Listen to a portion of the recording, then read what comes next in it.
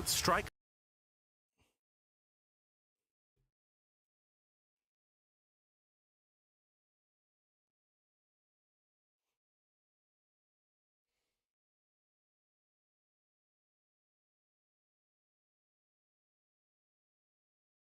All right. What's up, guys? What up? Holy shit, there's a lot of people here. Wow, that's a lot of people for 30 seconds in. What's up, guys?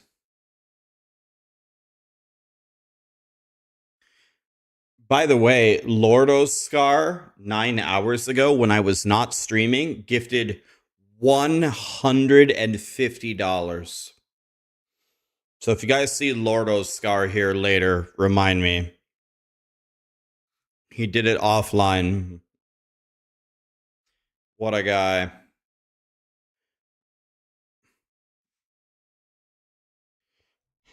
Me want tacos? See, I knew you and I were going to be friends.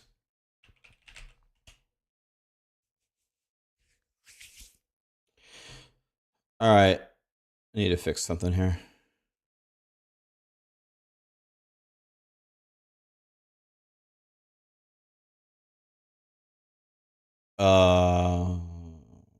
This can't possibly be right.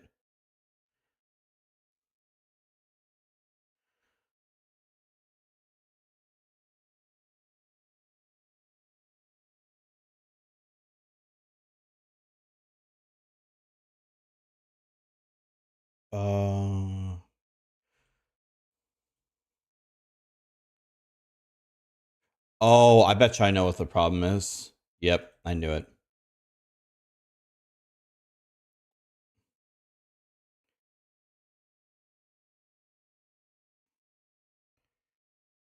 Hold on a second. I gotta fix something here, guys.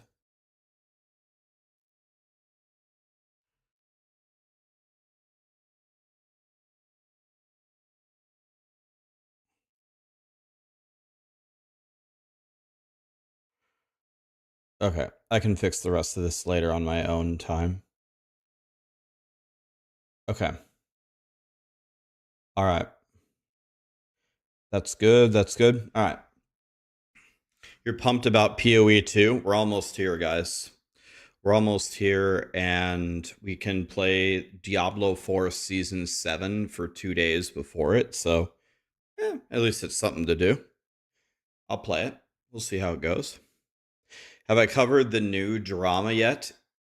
I assume you're talking about Fextra Life. I was actually here when it was happening live. Why, did anybody make a video about it or something?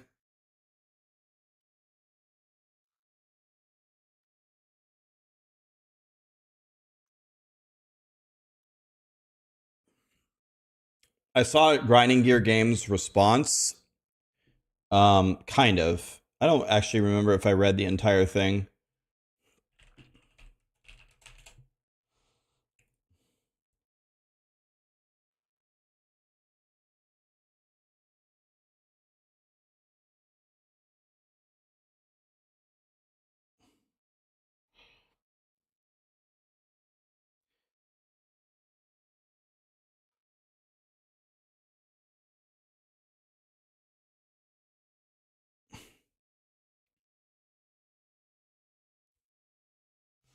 Looking for it here.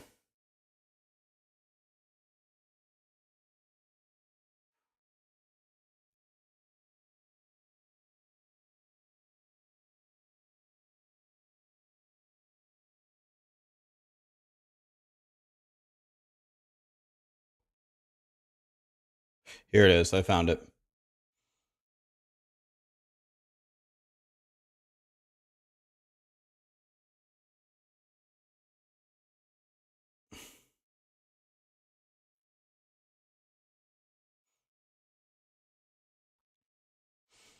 So for people who are not aware of what's going on, there are a couple of pieces of information here that are causing drama or are upsetting people. The first piece of information, which I am not confirming, I am not quoting, I have no idea if this is even true or not, but people are saying that Grinding Gear Games said that no one will have a copy of Path of Exile 2 before the game launches on early access to preserve the fresh experience, to not have guides. Separately, another point of drama is with Fextra Life. And I guess let me show you something here. Before you, I want to show you facts. I want to back up what I'm going to tell you with facts. I'm just going to show you. Fextra Life is known as essentially the biggest cheating streaming Twitch channel of all time. And I can prove it to you. I can show you. I'll show you. So you don't have to, has nothing to do with believing me. So yes, here we go. So Fextra Life owns a site that does Wikipedia stuff for articles. And what they did was they embedded their Twitch channel on all of their Wikipedia sites. In some cases, they actually hid the fact that a Twitch channel was playing, or had it so small that you wouldn't see it. And it gave Fextra Life an outrageous CCV, concurrent viewership. Average viewers 26,000, average viewers 22,000, average viewers 13,000, 9,000, 11,000, okay, 40,000. Now, out of all of these viewers that you're seeing, these 5,000, 10,000s or whatever, almost none of them were actual viewers. It was all cheated. So we have a problem here. It created a massive problem. So here's what happened. So you have advertisers, right? Pick anybody. Let's say, whatever, Crimson Market. And they are going to pay either agencies or Twitch, either one, agencies or Twitch, and they say, okay, look, I will give you $100,000, and I want you to advertise Crimson Market, right? Well, the problem is when an agency sees that Fextra Life has 40,000 CCV, the amount of the pie of this $100,000 that goes to them is very high. Maybe they get 40K of it, and that leaves 60K for the other smaller streamers. But that is not where the damage comes in. The damage doesn't come in from them stealing the pot with fake viewers. That's not the problem. The problem is what happens? Well, they do the stream, and they say, all right, we streamed for 2 hours with 40,000 CCV for 40,000. We're done. Then Crimson Market looks at their analytics and says, I paid $100,000, and in my estimates, I only got like 10 grand out of advertising out of it. Do you want to know why you only got 10,000 out of it? It's because you allocated almost all of your money to a channel with essentially 0 viewers. And the real problem comes in, and now Crimson Market says, I don't want to advertise anymore with Twitch, or I don't want to sponsor streamers because it doesn't work. It's not that it doesn't work. It's that you allocated almost all of your advertising spend to someone that had no viewers. Okay. Are you with me so far? So the way I can prove to you, first of all, so then what happened? Twitch on, I think it was November 1st, 2023, banned embedding. Embedding is gone. And it's essentially because of Fextra Life. They were embedding, and they did it because of them. And you want to know how you know what I'm telling you is true? Look at this. Look at the graph. They streamed essentially every day without missing a day. And guess what the day was that they stopped streaming? November 1st. The day that they changed the rules, they never streamed ever again.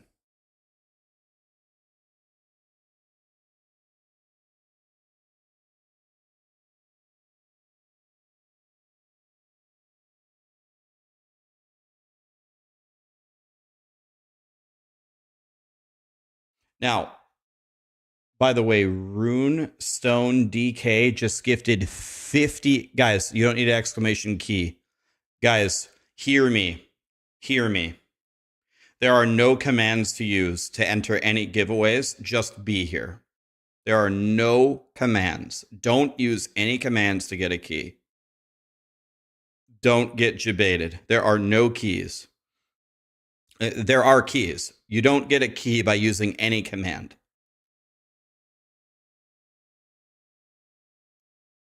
There's no command. You just be here. Just be here. That's it. Okay. Runestone DK just gifted 50 memberships. Jesus, Runestone. Thank you, my dude. Knows them, Brandon, Gypsy King, Mathrin, Consigliere. Did I get even close? Pumped about POE2, me too, my dude. Looking forward to POE2, me too, man. Okaris, Grim Hero, Curdle. Getting my sub ready for the launch of POE2 with Rax. Thank you, man. Dark Ocelot, love the POE content. Intel, thank you for the prime. Thank you, guys. Okay, so let me get one elephant out of the room. Absolutely true. I'm going to tell you the truth. Let me tell you one more thing about this. There's going to be people that say 100% Maxroll had an embed. You guys are evil too. It's the funniest thing that Rax is condemning this. Yes and no. Yes, we 100% had an embed. You are 100% right. We did. We had an embed on Maxroll to promote anyone on the site that wrote guides. It's true. Let me see if I can get this. Hyuro gifted, did I get even close? Gifted 35 subs. That's the most interesting number ever. That's super generous of you, man. I have no idea what that was for, but thank you. You and Runestone, man. That's very generous of you. I have a hair in my mouth. It's bothering me. I'm trying to pick it up. Luckbit, Sir Telik, Milamville. Did I get him close? Milamville. Thank you so much for the primes, guys. Thank you guys so much. Okay, so yeah. Same. Thank you, my dude. Appreciate you. So hold on. Yes, we had an embed. I would argue it was completely different than what Fextra Life did. First of all, out of the viewers that came to Maxroll, we had the embed turned to like 1%, meaning 1% of the traffic that comes in gets redirected to our streams. The reason why is Maxroll got a lot of viewers very, very quickly. If we had turned it any higher than this, then we would have had, like actually just broken the category, right? Exclamation, just be here. You guys are fucking driving me crazy, man. All right, so when you guys, just so you know, when you guys are spamming that, I can't read messages from people. Like, it's funny, but you're also like, look at my screen. I'm trying to have a conversation with you guys, and then this is all I see. Like, I'm trying to talk to you guys. Okay, anyway, so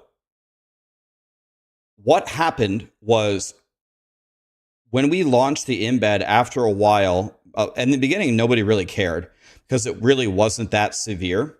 And then over time, the community started to really look down upon it. Even though we complied with all of Twitch's rules, the embed was full size, not full screen, but the size that they required on every page. You could see it, you could pause it, it would pause by default if you had ever paused the stream. We don't autoplay it or anything like that. Even though we complied with every rule possible and had it turned down, the community looked down upon it. And you want to know what we did? We got rid of it. We did not get rid of it when Twitch made the changes. We got rid of it a long time before that. Like, I think more than a year before that. So we just threw it away. There hasn't been an embed on Maxroll in multiple years. So if anybody ever tells you Maxroll had an embed and they're evil, it's the funniest thing ever, it's not the same thing at all. It's completely different. And the moment that the community cared and didn't like it, we took it out. Gone. It hasn't been in Maxroll for years. There's no embeds on Maxroll. None. If I messaged Alex right now and I told him, put my stream wherever on the POE2 beginner's guide and just direct people to my channel, I guarantee I'd have more than 100,000 CCV instantly. And it would most of it would be fake. Fake is the wrong word. It's actual people on Maxroll looking at my stream in a corner. Maybe a better way to say it is inorganic. Inorganic, right?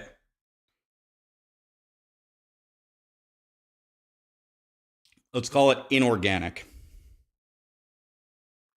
So I'm just telling you how I'm just being honest with you. I'm telling you. We used to have an embed. The community didn't care for a long time, and then they cared, and then we got rid of it. So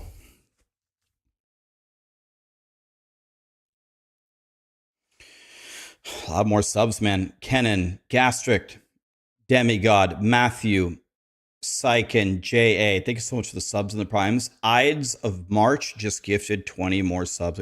Guys, please spend your money on you. It's Cyber. Oh, it's Cyber. No, it's not Cyber Monday. Today's. Wait. Yeah. Today's Sunday, right? Do I have a new house? I do. New for me anyway. New for from my apartment.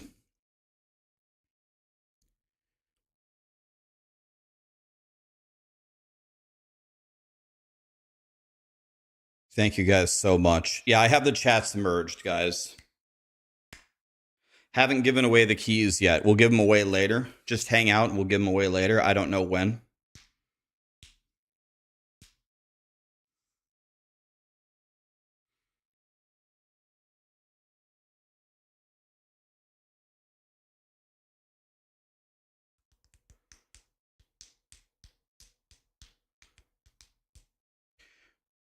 Tord, hi Rax, I'm really looking forward to seeing you go ape shit crazy in POE2.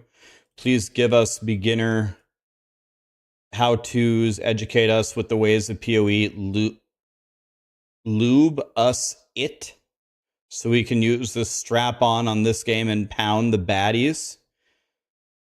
I'm not exactly sure what the end of that was, Tord, but I am sure that I liked it. Thank you so much for the super chat, my dude. Something about lube and a strap-on and monsters. Sandy, thanks for the prime, my friend.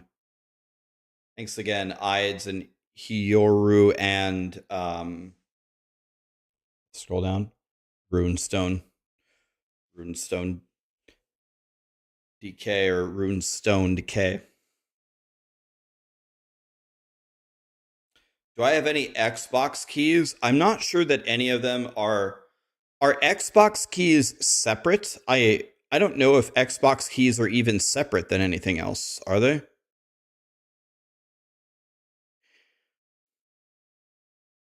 They are? Okay. I don't know if any of them are Xbox keys. What are the keys for? To get early access to Path of Exile 2. By the way, I don't know, George. I don't know what I'm going. I'm going to level all 12. I'm going to level all 12 to maybe not 100, but let's say at least 80. By the way,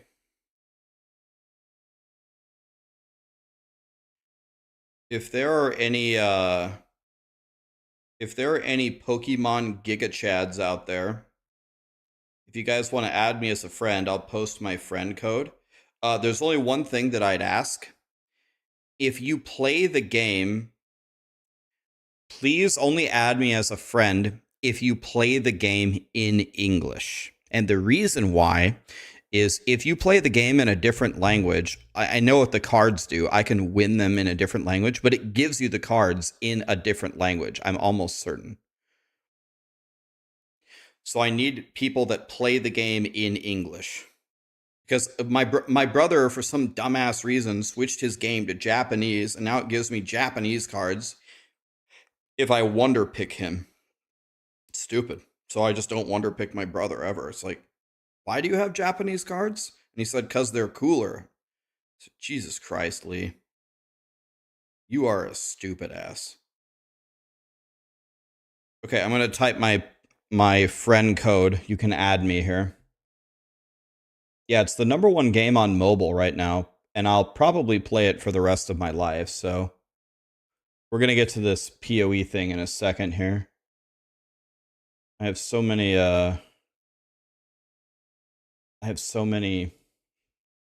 tabs open here. Okay, so here's my friend code if you want to add me if you play the Pokemon card game.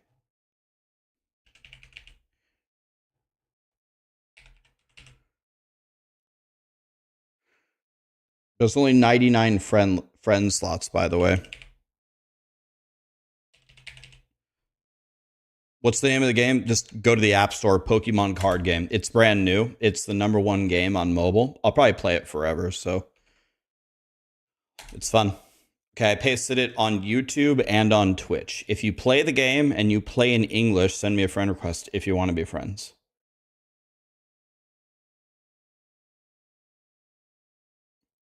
Okay. Okay.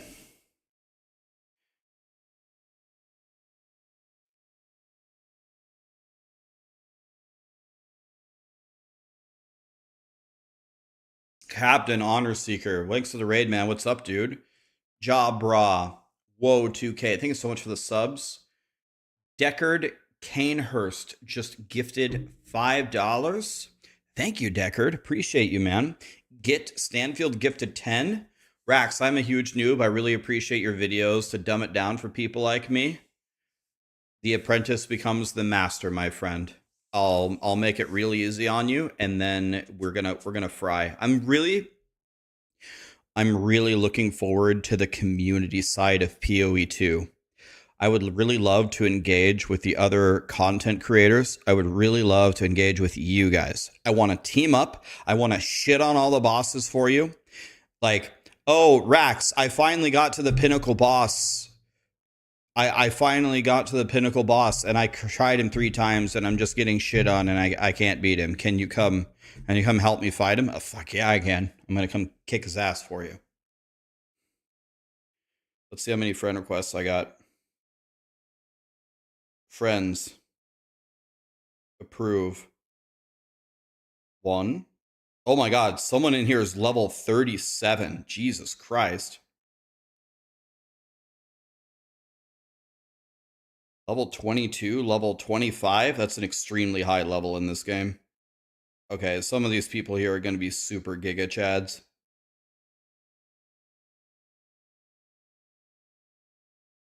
My friends list might already be full. Yeah, my game crashed accepting friend requests.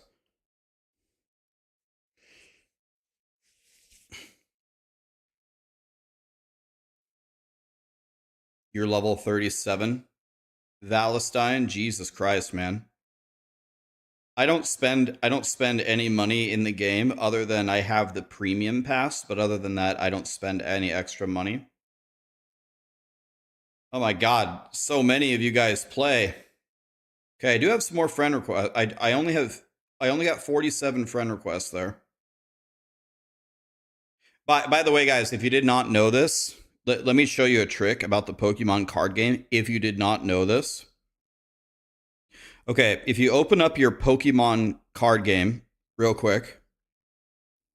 If you open it up, and then you click on the social hub, and then click community showcases. What you want to do is create a community showcase.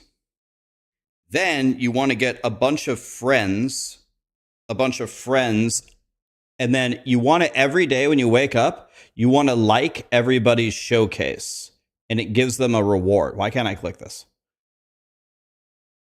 Do you have a number of likes per day? No, it's working now.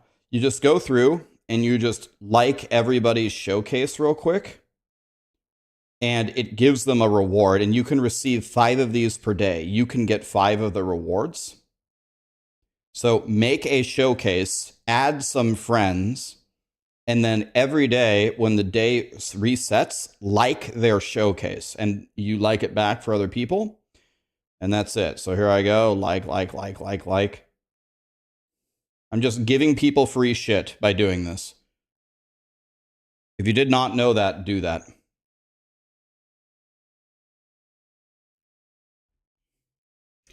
All right.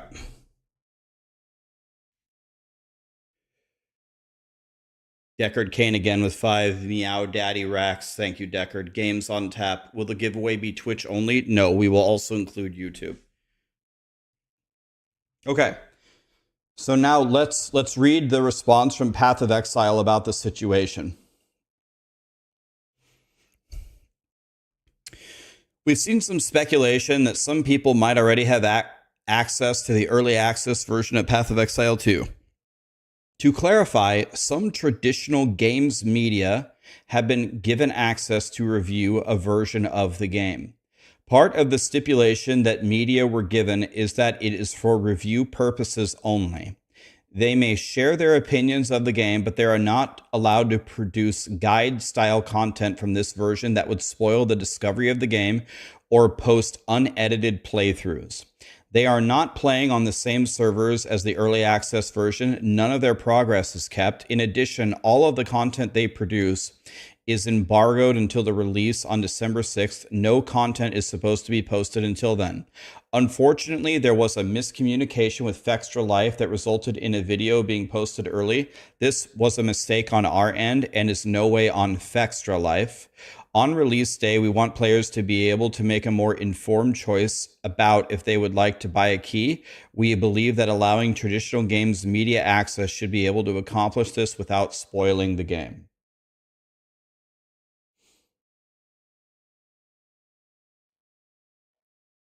So here is so I don't really have anything too much in contention here with grinding gear games. And if grinding gear, I don't know if this is true or not. I don't know if grinding gear games is taking the blame for it to like absolve Fextra Life when it was actually their fault. Because usually the NDA is very clear, or the embargo is very clear. But I don't have a reason to think Grinding Gear Games is lying. So I just believe them. And I'll say it's Grinding Gear Games' fault and not Fextra Life's fault. But there is a problem. There is a problem here. And I know this is a problem 100% because I've been a part of it many times. And here's the problem. The problem is right here. I'm going to try to quote them the best that I can. You're only allowed to post opinions of the game.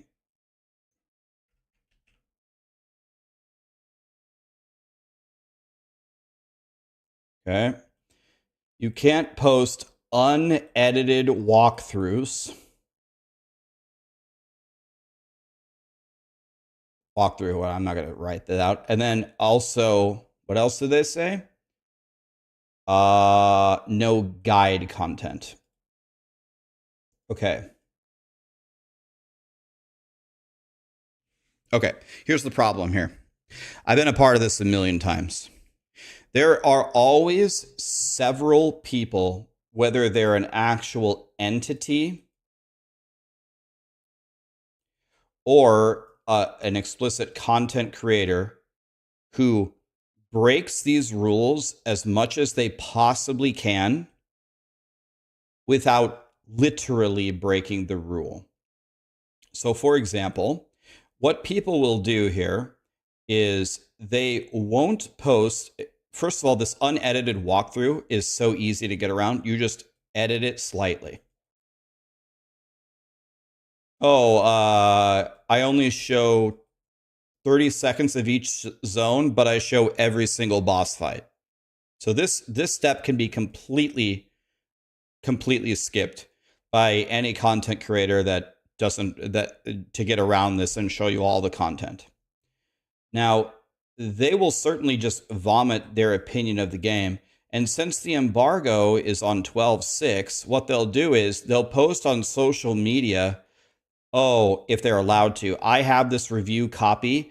Get ready for an avalanche of content on the 6th. This is the content that I will post. So you haven't literally posted the content. All you did was state when the content is coming. You're trying to draw attention to your channel away from other people.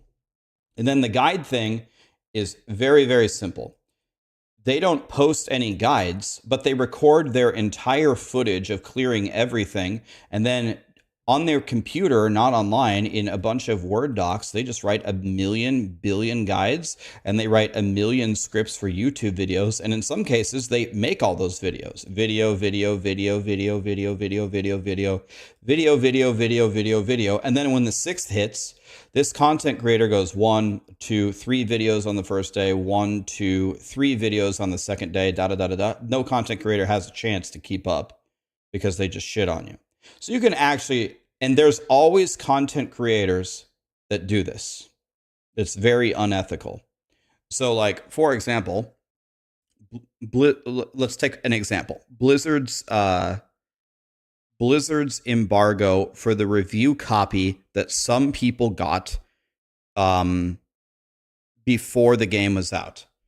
When I got the review copy, I had, I think, 1 week to play. I leveled 1 character to 60. I did close to 0 endgame content.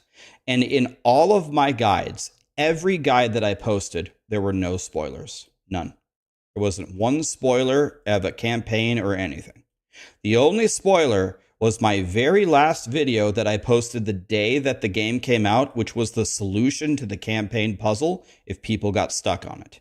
In my title, it said, spoiler alert, don't watch this video if you don't want it spoiled.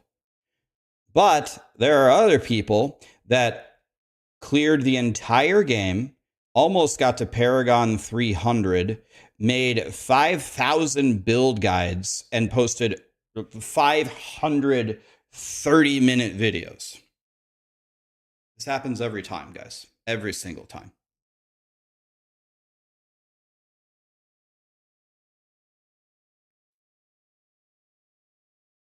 Am I calling Grinding Gear Games a liar? No. When did I ever call them a liar? No.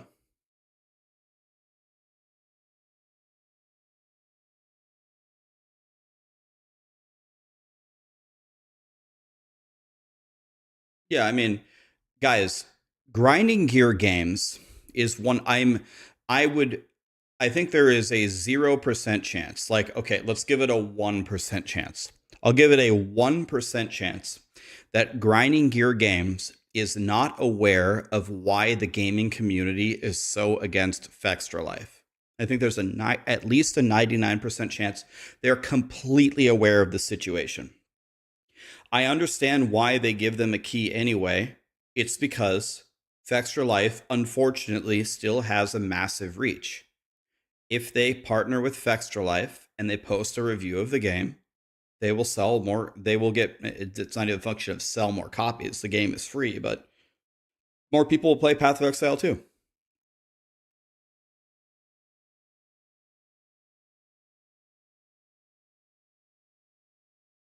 Ziz said he told them yesterday when this came out. I'm sure that Zizrin did tell them yesterday. I would be willing to bet $1 million that someone on Grinding Gear Games was well aware of the Twitch situation with Fextra Life. There's no possible way they didn't know. There's no way. There's no way they didn't know. Everyone knows about it. Everyone. Ziz said they had no idea. I certainly maybe the people that he talked to. There has to be. Grinding Gear Games is a big company, man. A lot of them are gamers. A lot of them are on. I see them on Twitch channels all the time. The Fextra Life scandal on November 1st, 2023 was one of the biggest changes ever. Asmongold covered it relentlessly for 2 straight weeks. There is no way that someone at Grinding Gear Games did not know what was going on. There's no way. There's no way. It's impossible. There's no way. And it's okay. Like, I get it. They want to.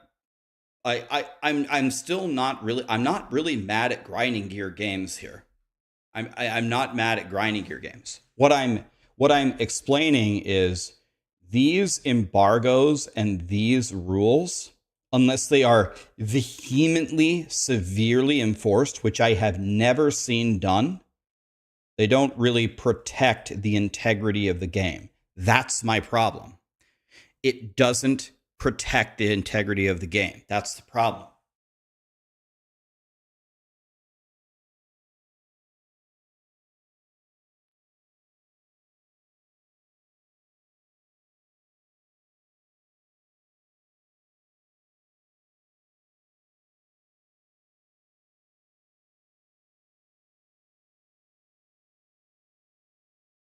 I'm 100% sure 100% sure, whether it's on their site or not, that Fextra Life is writing guide after guide after guide after Wikipedia article for their site over and over and over, and it will probably be immediately published on the 6th.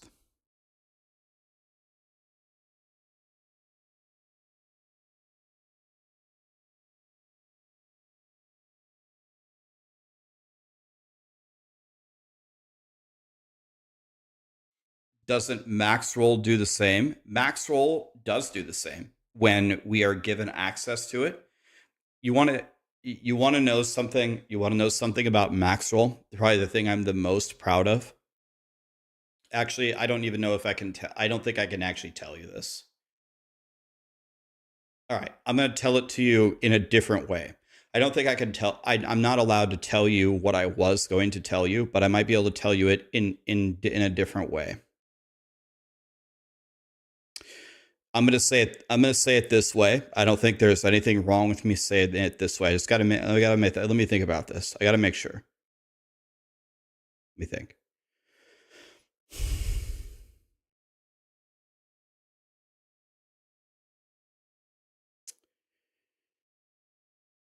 All right. I'm gonna be very careful here. I'm gonna be very very high level here. But we have had meetings with gaming companies, and they have told us how I will phrase it this way. We want to thank you and the Maxroll team because any time that we have ever worked with you and we have set out guidelines, you have followed them perfectly. There is no gaming company ever for any branch that we have ever had that gave us access or something like this or tools or this like this. We ask them every time, what exactly can we do and what can't we do? That we have never betrayed any gaming company's rules. Now, what I just told you is not what I really want to tell you. I want to tell you something completely different that they said, but that's a different way to phrase. That's a completely different way to phrase what I actually wanted to tell you. So Maxroll sometimes does get early access, and sometimes we have guides ready to go on day one of a game. But if that happens, it is only because we have talked to the gaming company and cleared it with them and gotten their approval. A lot of companies, believe it or not, ask us to do this. They ask us to do this because for a game, for a Maxroll branch to be completely done on the launch is a way for people to get engaged with the game. Some people don't want to play a game if you don't have a Maxroll guide. Like they'll say, "Oh, I'll just wait for." I have gotten messages. Rax, can I ask you a question in private? When will Maxroll have early access guides? Because I don't want to start playing until Maxroll has some guides up because I'm intimidated. I've literally gotten that message multiple times. And that's fine. Some people really want a guide. Some people have anxiety making their own guide, and some people are the complete opposite. Some people want to dive in and just have fun and do whatever they want, and they like the discovery, and that's fine. Whatever.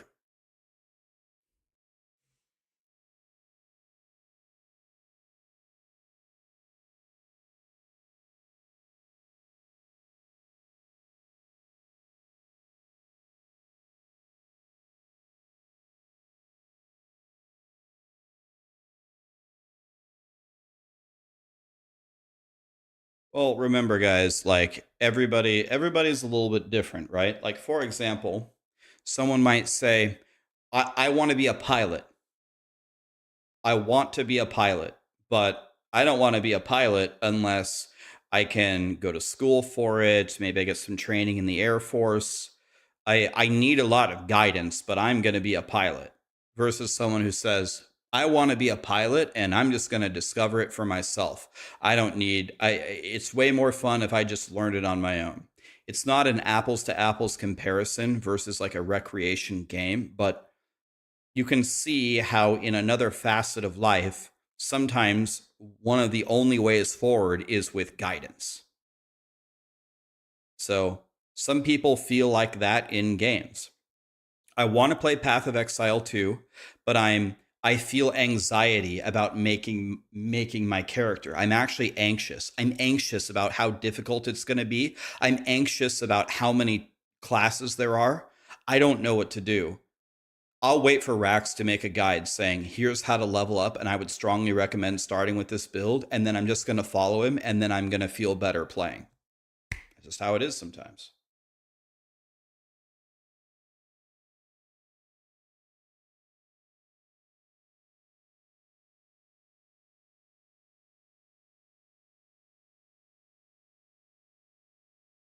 Should you get your pitchfork and be mad, or should I just ignore everything and enjoy the game when it comes out on December 6th? Well, I'm going to tell you something.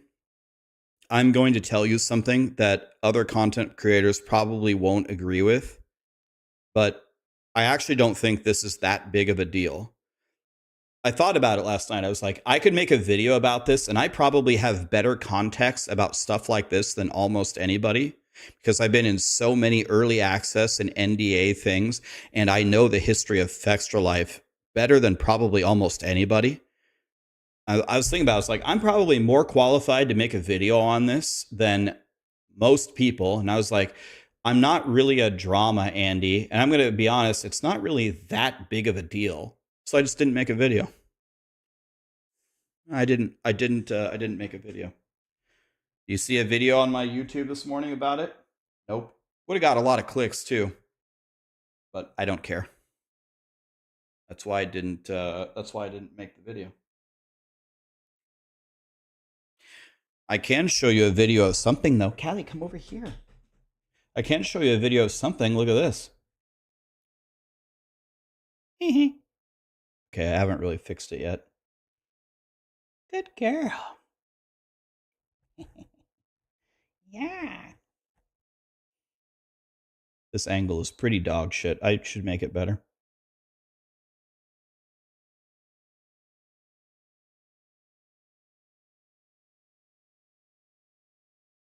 Did you see a video about the drama from me on my YouTube this morning? Nope.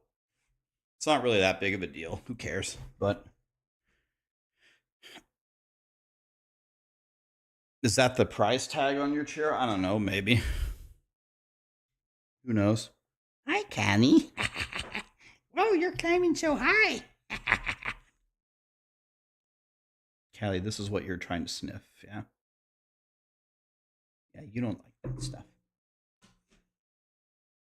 Good girl.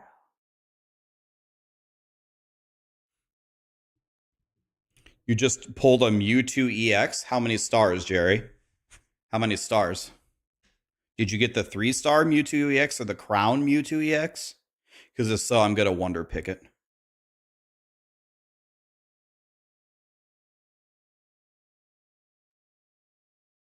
So yeah, I mean, this isn't that big of a deal. We can move on from it, but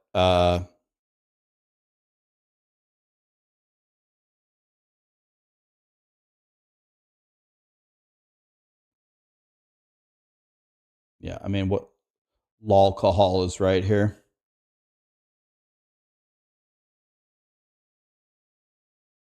Yeah, I mean,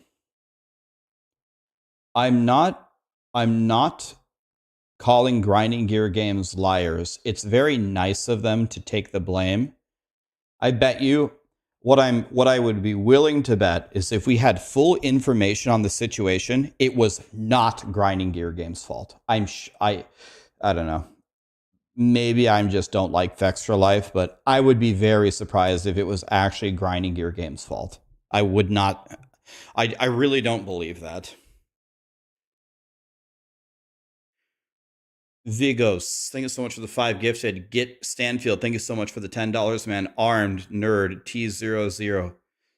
Zandho G. Did I say it right? Thank you so much for the primes, guys.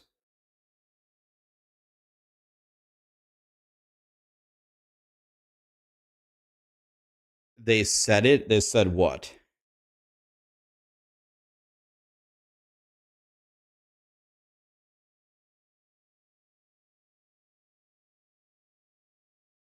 Wait a minute. Lar, I bet 100% that he had no access to a review copy, or are you talking to somebody else? You're talking to me or somebody else in chat?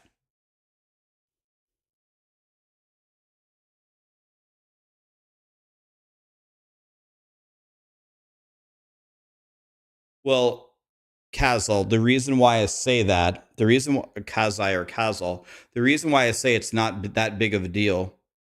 No, Lar. I said the opposite. I bet 100% that he did have access. I was betting that they did have access. People were saying that they didn't in chat. I was betting that they did. It's the opposite. I'll bet you $10. Go back and watch the stream yesterday. I'm betting that they did have access. I know that they had access. I already knew that. The reason why I'm saying it's not that big of a deal is once I knew there were review copies out, I already knew that all of these things would happen because I've seen it happen on every release. No matter what the agreements are, people always try to bend it as much as possible. They try to bend it like Beckham without breaking the rules.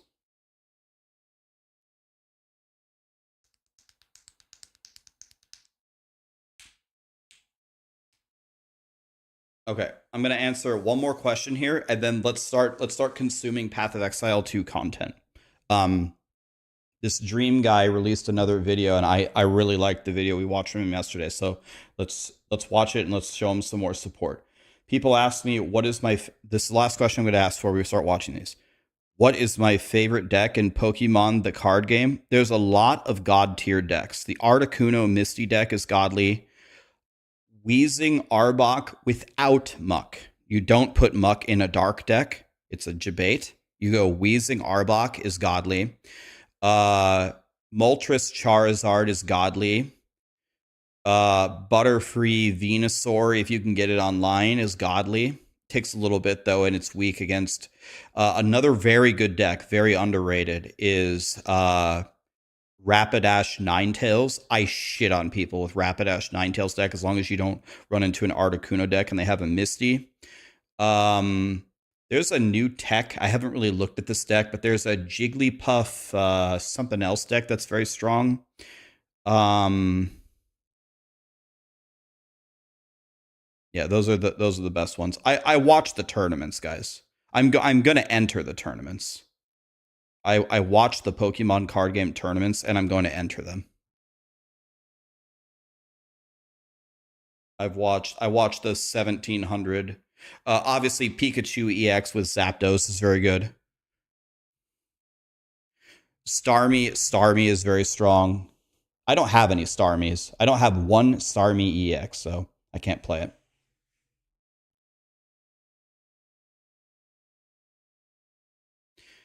I have all of the... I think you would like it, Ghost Runner. I would get the Pokemon card game. It's pretty fun. The problem with the Pokemon card game is you can almost see the entire game on the first turn. There's almost no variance in the game. You can already calculate, like, on the very first turn, you can sit there and if you know the cards, you can almost entirely calculate whether the game is over or not. Like, if someone's playing like a Venusaur deck and he starts with a Bulbasaur and he has a Bulbasaur in his deck, is he playing that card that, and is he going to be able to get it online that feeds like grass energy? How many Ericas does he have? Let's just assume that he has one. And then, like, I don't know what you might be playing. Let's even say you're playing a fire deck, like Ponyta Rapidash. You can calculate, okay, if this guy has a potion and an Erica, who can I kill in Sabrina? And if he has an Ivysaur, you can almost calculate the entire game on the very first turn. And you already know, like, what the answer is.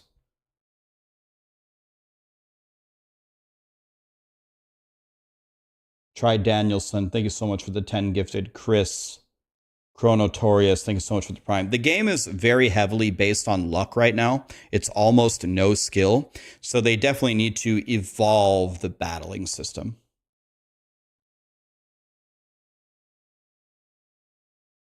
That's true. Yeah, you can just look at the type of energy. Twice, you can stack 2 copies of Shock for more damage. That's a lot of damage! And going deeper into the tree, you can make all your damage types apply Shock. No, that's a lot of damage!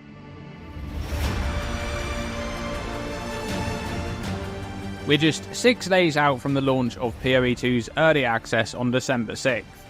In this video, I thought it would be interesting to take a look through the character sheet to show which stats will appear here and how much of an improvement it is from POE1's character sheet. There's nothing to enter, but also, by going through my footage from the LA event, I've been able to collect information for all of the stats that I had from gear and from the passive skill tree, which means I've been able to essentially reverse engineer a bunch of base character stats, such as how much life and mana you start with, and how much is gained per level, but also stats such as the base mana regeneration percentage and base energy shield recharge rate. Anomaly, yeah. So here we are with some of my footage from LA. Let's go over the character sheet first to show layout and what information can be found here. Now, immediately you can see how much of an improvement the character sheet is in POE2. That's just what I was going to say. Do you guys remember how shitty the screen was in POE1? This screen, I think, is infinitely better, and it looks like they took tremendous inspiration from Last Epoch. This looks like Last Epoch screen almost entirely, which is good. They have a nice screen. So I think this is that's the first thing I was going to say is this looks a million times better compared to POE1. All of the stats are found on the same sheet without the need for additional tabs, and some of the basic stats that are going to be a bit more important for an average character, like life, mana, or basic defense types, are listed at the top in their own sections. You can mouse over each of these sections and you'll get a simple description of that stat. So we have Spirit, ongoing skills such as buffs or minions reserve Spirit. Here's mana, most skills cost mana to use, slowly regenerates over time. We'll get onto that in a moment in a bit more detail. Then there's Energy Shield, protects life by taking damage instead, rapidly recharges if you don't lose ES for a short time. Chaos damage removes twice as much. Does anybody else think that that first sentence is so awkward? Protects your life by taking damage instead. That is not how I would phrase that. That is very, like, if I saw that on a Maxroll guide, I'd have a big red circle. Hell no.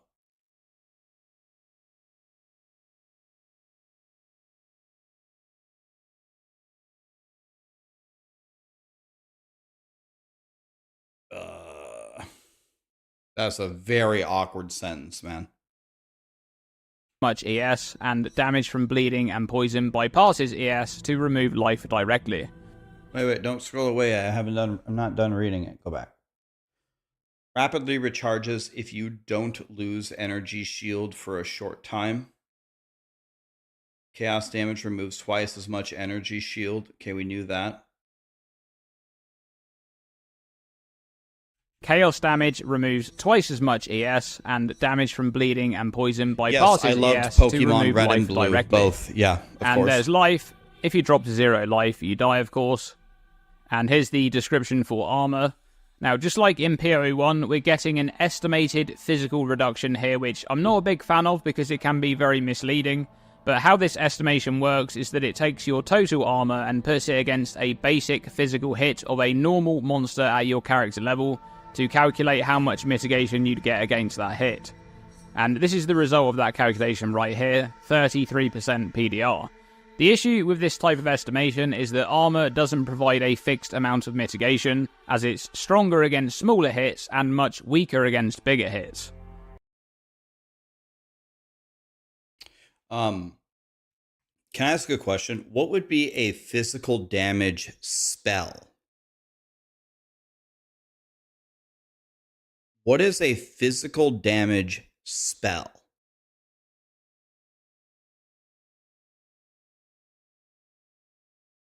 Ethereal Knives, Reap, Bones. Okay, so a lot of these, a slam would be an attack, right? Earthquake, Meteor, I would expect that to be fire. Whirlwind is a spell, that should be an attack, right? Splitting Steel, isn't that an attack?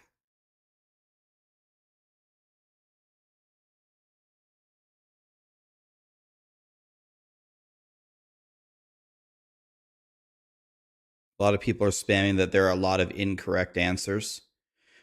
Guys, they said that it reduces physical damage from physical attacks, right? So all the attacks are out.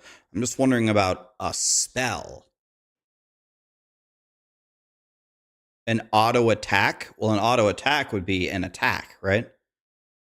SRS is physical before the damage conversion, but is SRS Summon Raging Spirit? That's not a spell. Isn't that a minion?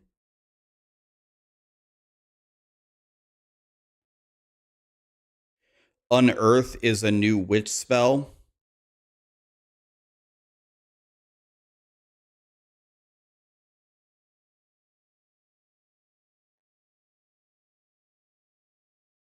Okay, so I guess there are physical spells. They just must be pretty rare because I figure most physical things are an attack. So I was just wondering, like, what the fuck would be a physical spell? Like, if we're playing Diablo 4, Bone Spear is a physical spell. That makes sense to me. I'm not really familiar with a physical spell in Path of Exile, but I'm a noob.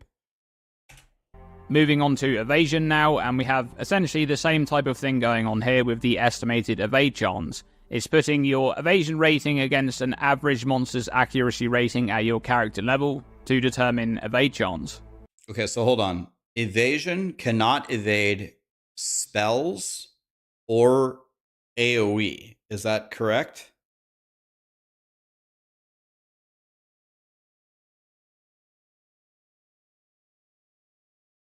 Is that true?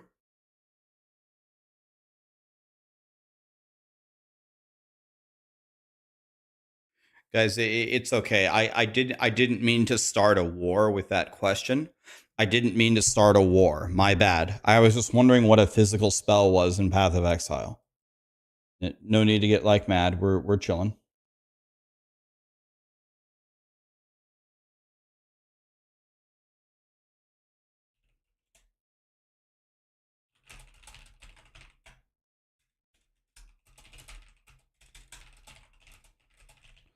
I'll tell you what, that it so by the way, spoiler alert, Palsteron, I'm gonna have an interview with Palsteron today off stream. He wants to talk off stream, and I'm assuming he's gonna post the interview to YouTube. So if you guys want to hear me and Palsteron chatting, that will be up tomorrow. One thing he said he wanted to talk to me about was the toxicity of the PoE community. I'll give you a little bit of a spoiler alert here. I actually haven't found the PoE community to be that toxic at all. I really haven't. And I was warned heavily that everyone here was just a piece of shit asshole. It has not been my experience really at all. But I will tell you something. I will tell you something about PoE that doesn't really happen in any other game. It doesn't even happen in Diablo 2 much. The PoE community itself never agrees on anything, and they are very destructive, like toward each other on fucking everything, man. Like I said, hey guys, what is a physical spell? World War III starts. People are insulting each other. You don't know Path of Exile. Someone takes a screenshot. You're the noob. The spell that you said was a spell isn't a spell. It's an attack. I have 5,000 hours. I'm ranked 10 on the ladder. No, you're actually a fucking noob. You don't know jack shit every time. This doesn't happen in the other games. If someone asks a question in Diablo 4, usually people know the answer because the game is simple. Even in Diablo 2, if you ask a question, there's really only one answer. There is really only one answer in these games, but people actually don't seem to know the answers, but they think they do sometimes, and then a huge wars start every time. It's crazy. Every fucking time. Every question. So I would say the PoE community is actually, it hasn't been toxic to me because I'm just asking questions, but they're very toxic to each other. It's also stated here that evasion grants a chance to avoid enemy strikes or projectiles. And then we have block chance, which is listed a lot more prominently in the POE2 character sheet compared to POE1. Sorry, one more thing. Yeah, I think what someone typed there, who said that, Dark. What Dark said, I think is true. A lot of times people post answers because they're trying to be helpful and they think that they know the answer, but they really don't. A lot of people have spent a lot of time in PoE that I've noticed, and they actually don't understand it. They think they do, but they actually don't, which just means the game is tough. Which I'm a big fan of. Chance to block incoming projectiles and strikes, causing them to deal no damage. And it says here that some larger and more dangerous enemy attacks cannot be blocked. We know that those larger abilities will be telegraphed with a red flash, and they typically have long wind-ups too. Okay, so hold on. Is evasion the same as block in terms of what you can block? And so it's strikes and projectiles, not spells, but I thought active blocking could block spells. I thought active blocking could block spells. It can? No. Yup. No. Yes. See, this is what I'm talking about.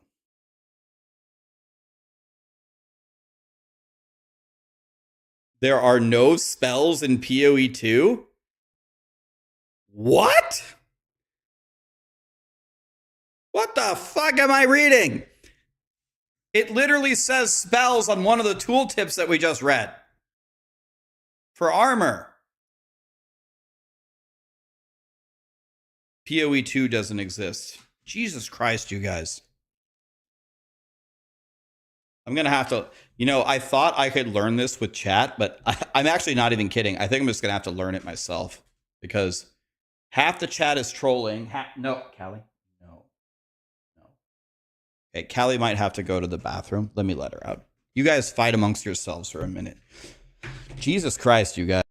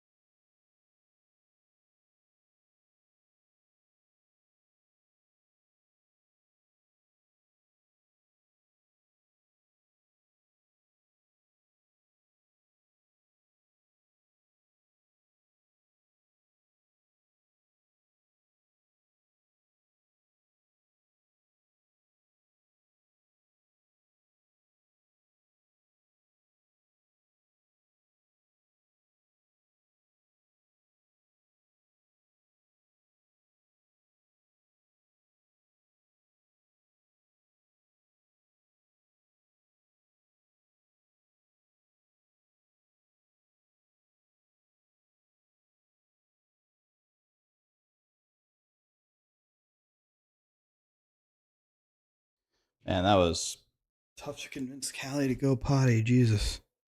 All right. And I think that this disclaimer here about the hits that can't be blocked should also be added to the evasion description, as we know that those same hits will be unavailable by default as well. Next up, there's the resistance tooltips. These all read the same except for their specific resistance type. What did he say? Incoming projectiles and strikes, causing them to deal no damage. And it says here that some larger and more dangerous enemy attacks cannot be. So block chance is a block is straight up all damage mitigated. Guys, don't exclamation anything. It doesn't do anything for you. It doesn't help you win the keys.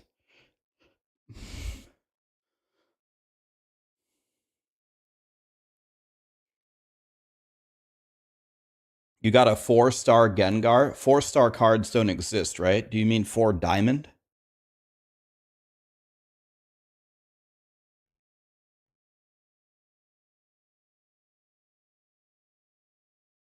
Or diamond, yeah.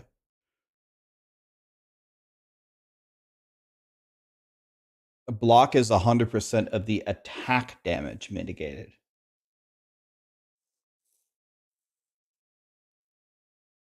So when you block, does it apply? Are you saying that it applies ailments on you, or?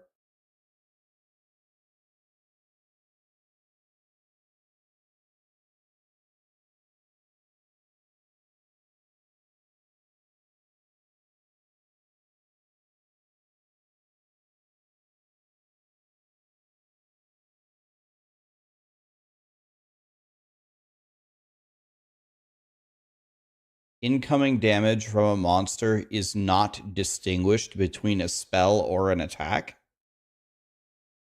Is that true? Captain Daddy just posted a POE2 key, by the way, guys, in chat.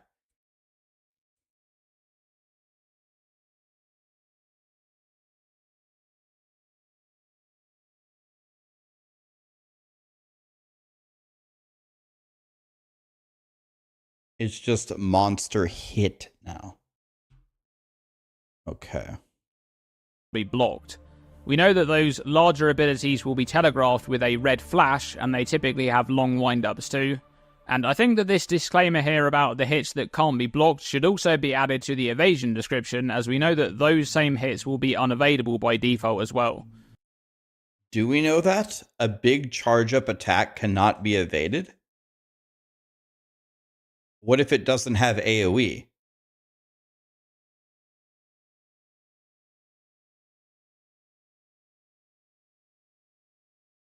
If it's red, you can't evade it either. Okay. Next up, there's the resistance tooltips. These all read the same except for their specific resistance type. You take this much less damage. Negative values cause you to take more damage instead. And maximum resistance is capped at 75% by default and cannot be higher than 90%. So no changes there mechanically from POE1. The percentage on the left is your capped resistance, and the percentage in brackets is uncapped resistance. Now, scrolling down, there's a more detailed breakdown for each of the stats shown at the top, and some extra information here like regeneration. At the bottom of the character sheet here, there's some new sections which we don't have in POE1. Stun, ailments, damage avoidance, damage taken, damage redirection, and reflected damage.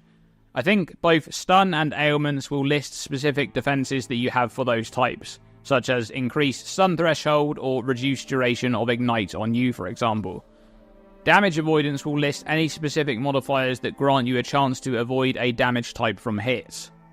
Damage taken will list all of the modifiers you have which impact the damage that you take, such as Fortify for less hit damage taken, or Shock for increased damage taken. Damage redirection will list modifiers for damage taken as, which makes you take the damage of one type as another type, such as the modifier on Cloak of Flame. Lastly, we have reflected damage, which should be listing any modifiers that you have to reduce reflected damage taken.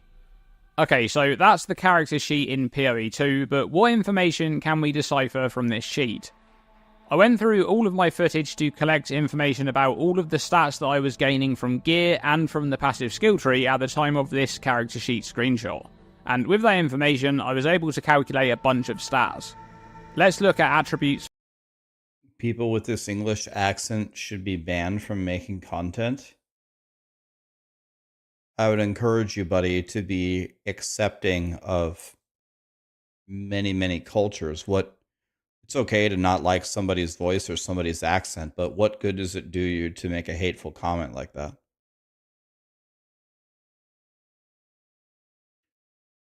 First, we know that in POE1, each class has their own allocation of starting attributes, and it looks like it's going to be the same in POE2.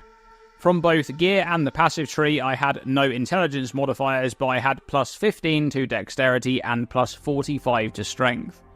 So the warrior's starting attributes therefore must be 15 strength, 7 dexterity and 7 intelligence. Next, let's look at life. It's not about the culture, it's about that it's not understandable. I mean, I get it. Like, some people would hear this accent and not be used to it and have trouble understanding, but there's some people that hear this and this is what they're used to. Some people might find me very hard to understand. People have different backgrounds, they're used to hearing completely different accents. Just because we aren't used to it doesn't mean that other people aren't, right? On this screenshot, I have 440 life on a level 20 character. I also have 60 strength, and we know that in POE2, each point of strength grants 2 maximum life. My gear had a total of plus 44 to maximum life, and I had no life modifiers on the passive skill tree. 60 strength is 120 maximum life, so by removing the added life from gear and strength, we end up with 276 life. Now, we know that in POE1, each character has the same amount of starting base life and mana, which is then added to any of those stats that they gain from their attributes, and they also gain an amount of flat life and mana per level up. So a level 20 character would have 19 instances of life gained from leveling up, and with that information, from 276 life, we can arrive at the base starting life of 48 with 12 life gained per level for every class, which would mean that with a warrior's 15 starting strength factored in, they'd start with 78 life in total. Okay, what about mana? I had 167 mana on a level 20 character. I also had 7 intelligence, and we know that each intelligence point grants 2 maximum mana. Can I ask a question? Is every class's resource called mana? So warriors are using mana? It doesn't like have a different name or change? Extra, thanks for the 40 bits. Zeno, Bricklo, Scragglerock, Seliming, Garrus, Viaco, Chronotorius, Chris, Vandamage, Ken Chris, Chet Manley, Matt Scratch. Excited for the launch. Can't wait to blast immediately and screw up my passive tree. That's the spirit, my dude.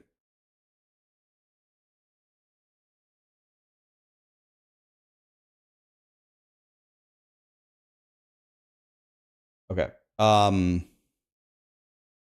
so everything is mana. That's interesting. My gear had a total of plus 43 to maximum mana, and I had no mana modifiers on the passive skill tree. 7 intelligence is 14 maximum mana, so by removing the added mana from gear and intelligence, we end up with 110 mana. And from there we can arrive at a base starting mana of 34, with 4 mana gained per level for every class. Which would mean that with a warrior's 7 starting intelligence factored in, they'd start with 48 mana in total. Now, mana also has a base percentage of regeneration, which is 1.8% in POE1, but it appears to be significantly higher in POE2. With my 167 mana, I had 8.2 mana regenerated per second, and I only had one modifier to mana regeneration, which was this one on my amulet, 23% increased mana regeneration rate, which means that the base regeneration rate for mana in POE2 is 4%. I would guess that this is higher because modifiers that add to the base regeneration rate will be either extremely rare or possibly even non-existent, and it may be the case that modifiers that increase mana regeneration rate, like the one on the amulet. So the way that he reverse engineered this is he put the 8.2 and then he divided it by 167 and then he divided it by 0.4. No, he divided it by 1.23 for the mod on the amulet, which gave him 4% base. Are scarcer or generally have lower modifier values. Okay, lastly, we have Energy Shield, from which we can obtain the base Energy Shield recharge rate. I had 30 Energy Shield in total on my character, all coming from gear, and I had no modifiers anywhere on my gear or on the passive skill tree that interacts with Energy Shield recharge rate. I had 3.8 Energy Shield recharge per second, which would calculate to a base Energy Shield recharge rate of 12.5% per second. On this one, we're able to do a bit of a cross-check with the character sheet shown in Ziggy D's video. Now, I don't know if Ziggy D had any modifiers to Energy Shield recharge rate, but his shown recharge of 3.6 per second with 29 total ES would also come out at 12.5%. Ziggy D's footage is also more recent than mine, as his was from his playtime while he was at the GGG offices for the livestream reveal. Now, I will mention here at the end of this video that all of the stats shown here could change prior to the early access launch, or even during early access, as balance changes are likely to be made frequently. But hopefully this was useful for info on some of the at 12.5%, which would calculate to a base Energy Shield recharge rate of 12.5% per second. So, but the 12.5% per second doesn't start counting until you haven't taken damage for 4 seconds, right?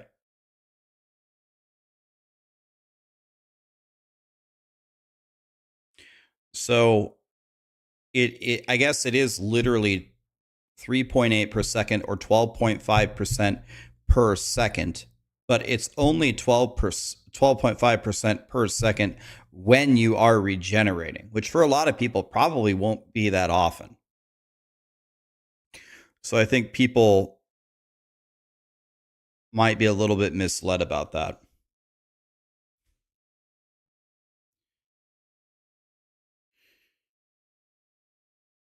I don't ever win anything, so I won't even try. That's a good way to not win anything, buddy, is if you never enter. You miss 100% of the shots you don't take. But you don't have to enter anything, guys. There's no command to win the keys. You can trigger Energy Shield recharge by blocking. You trigger it instantly if you block an attack. Wait, what? Is that true?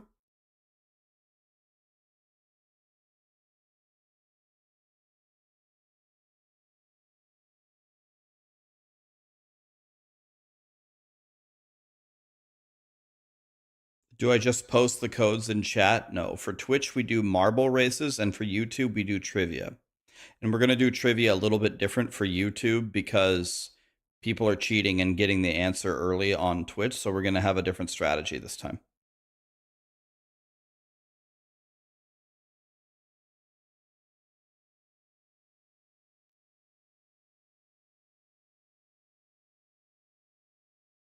Where do we enter these keys? The Path of Exile website.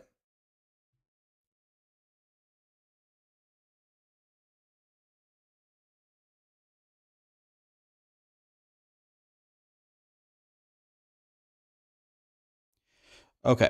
So that was another great video by Dreamcore. There's 7 people watching me. I think there's more than 7 watching me. Where's the comments? I gotta help him.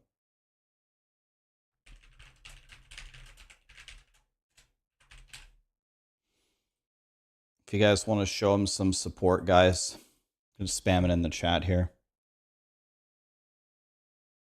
Okay, so let's hook him up here.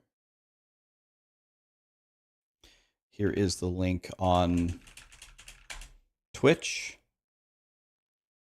Here is a link on YouTube, if my YouTube would load. It's not loading so well.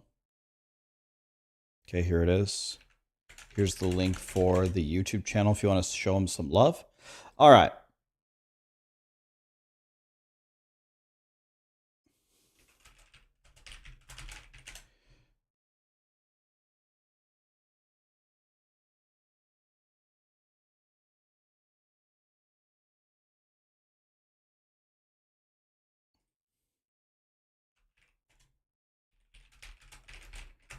Looks like I had just inherited 2 more keys. By the way, I counted them. I have 21 keys, guys, currently, but I might get some more. So I'm going to be giving away about 5 keys per day, but it'll be like 6 or 7 keys if I just keep acquiring them. Someone said that they were banned unjustly. Give me a second. I didn't ban them. I don't know what happened. Let me check and see if that's true.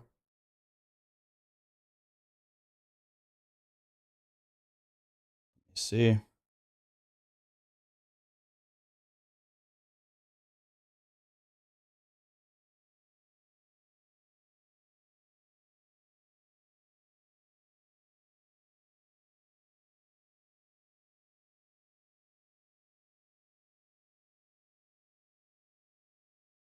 They were banned actually a long time ago.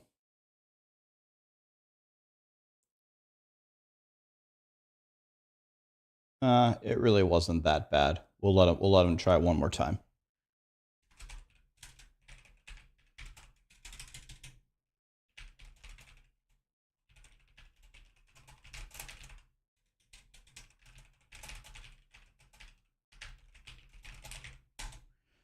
Okay. Okay, I did just get 2 more keys from our friends here. Let me add them to my list real quick.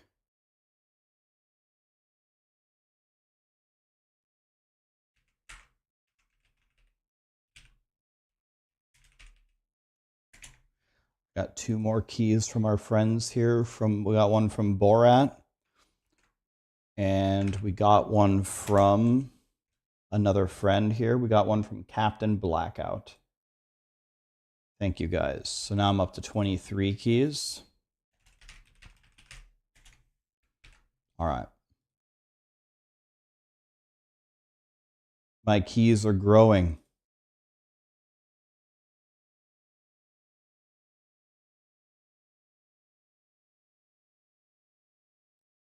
My keys are growing. Okay. Guys, there are no commands. There are no commands. You don't need to exclamation anything. It does not help you in any way. Okay. We've consumed a lot of PoE content. I mean, people said that I literally said that this video was really good. Should we watch this one? Should we watch the mercenary here? Okay. This is Ziggy D. We've watched Ziggy D's content before. He did the interview here.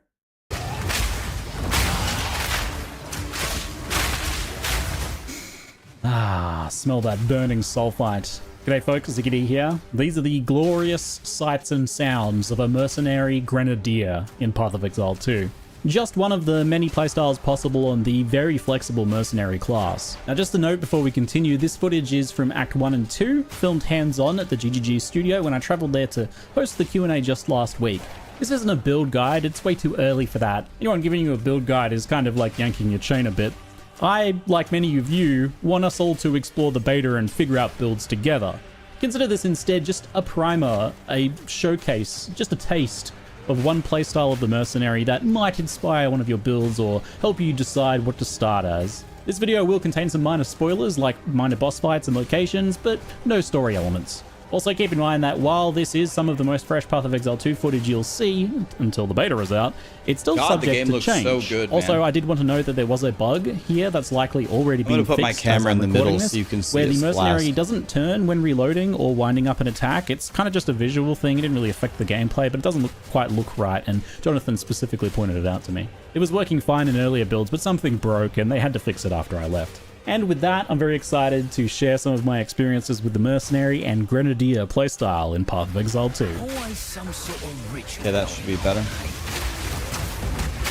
What do I think about the Mercenary? Most of the time in POE2, you will choose your own skills through the Uncut Gem system, but the first skill is pre-made for you on the beach, and for the Mercenary, that's Fragmentation rounds. Effectively, a shotgun. This shoots many small projectiles in a spread that can indeed shotgun if you get closer. And the damage is substantially better if you do get up point blank, unless the target is huge, in which case you're probably going to hit them anyway. Fragmentation Rounds has some fun interactions with frozen enemies that we'll talk about later, but it serves as a good intro to how the crossbow works. And fundamentally, this class plays very differently to any other. Crossbows are preloaded, but mostly fired nearly instantly. Every other weapon, whether it's a bow or a hammer, have some kind of wind up to them, right? But with crossbows, you're already loaded and ready to go, you just click the button. The downside is, of course, that you do need to reload, and each skill is effectively an ammo type that you can reload or swap to separately. Default attack is an ammo type, and so is Fragmentation Rounds. Pressing the load button will either reload that magazine or swap to it. A loaded magazine of a skill type, like Fragmentation Rounds, will persist even if you swap between multiple different ammo types as well. So you can preload everything and then swap between it quickly. This has a pretty few interesting effects. For example, you pay the mana cost when you reload, not when you fire. Again, very different to most skills. So you can spend mana reloading before you even begin combat, effectively investing your mana into preparing for the upcoming fight. And I put emphasis here on preparing, as that's really the Mercenary's main theme. The mana cost is on reload, not on firing. So that means you can unload all of your shots in a fight, and then as you're moving, reload and spend the mana and potentially let the mana charge back up.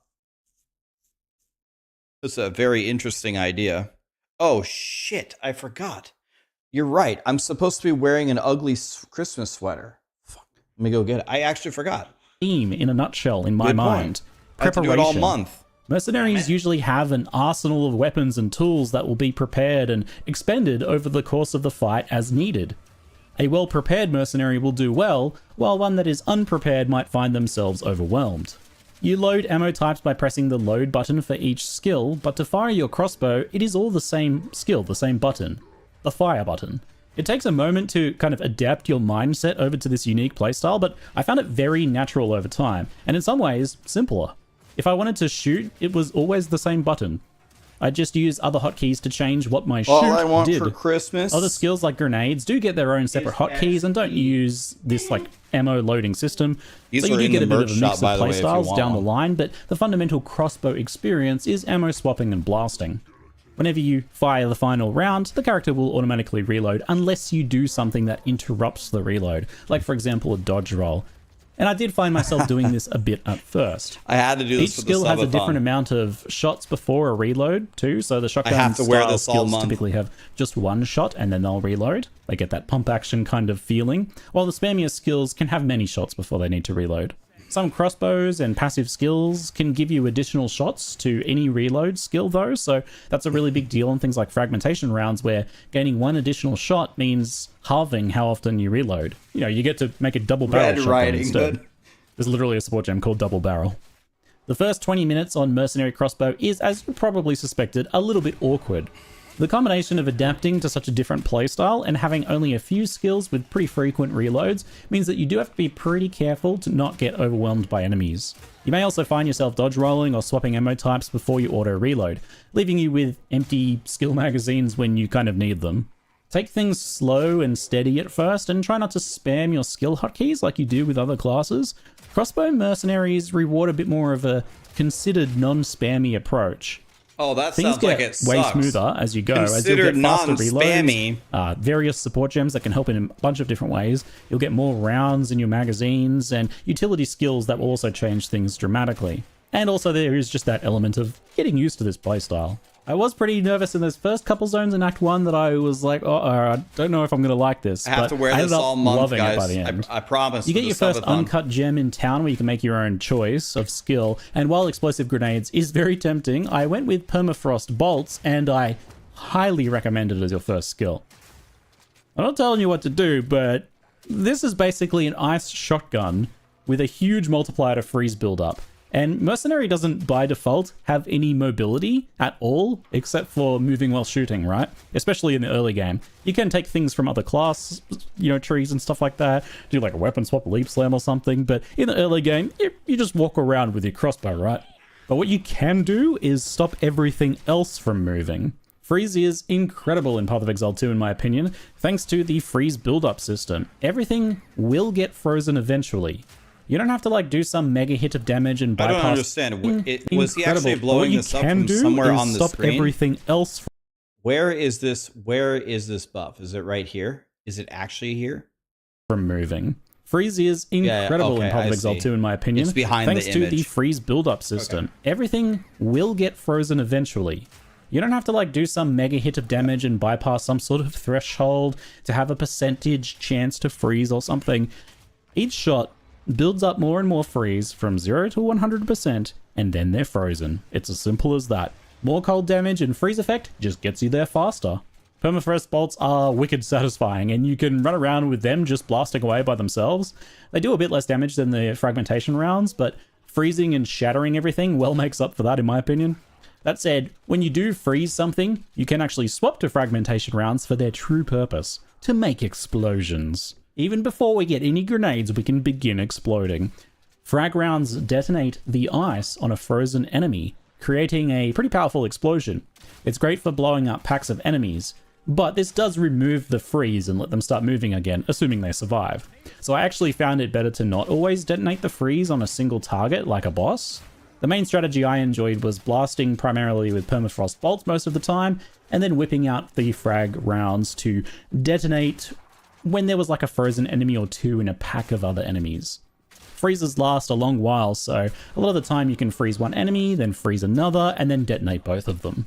As soon as you get a choice of support gems, which is pretty early on, I recommend putting Piercing on Permafrost. Being able to hit and freeze multiple monsters far more effectively makes this skill go from okay to amazing early game. After that, anything that interacts with freeze or adds cold damage is going to be great. Added cold or ice bite, which adds cold damage to all of your other attacks when you freeze an enemy, really good. But early on I used Frost Nexus, which creates chilling ground to slow enemies when you freeze someone for even more crowd control. Fragmentation rounds I didn't often use too many supports on in the end. I just used it as a like detonator skill. But it's probably best built for damage. I used double barrel just to get an extra shot to detonate more frozen enemies before I had to reload.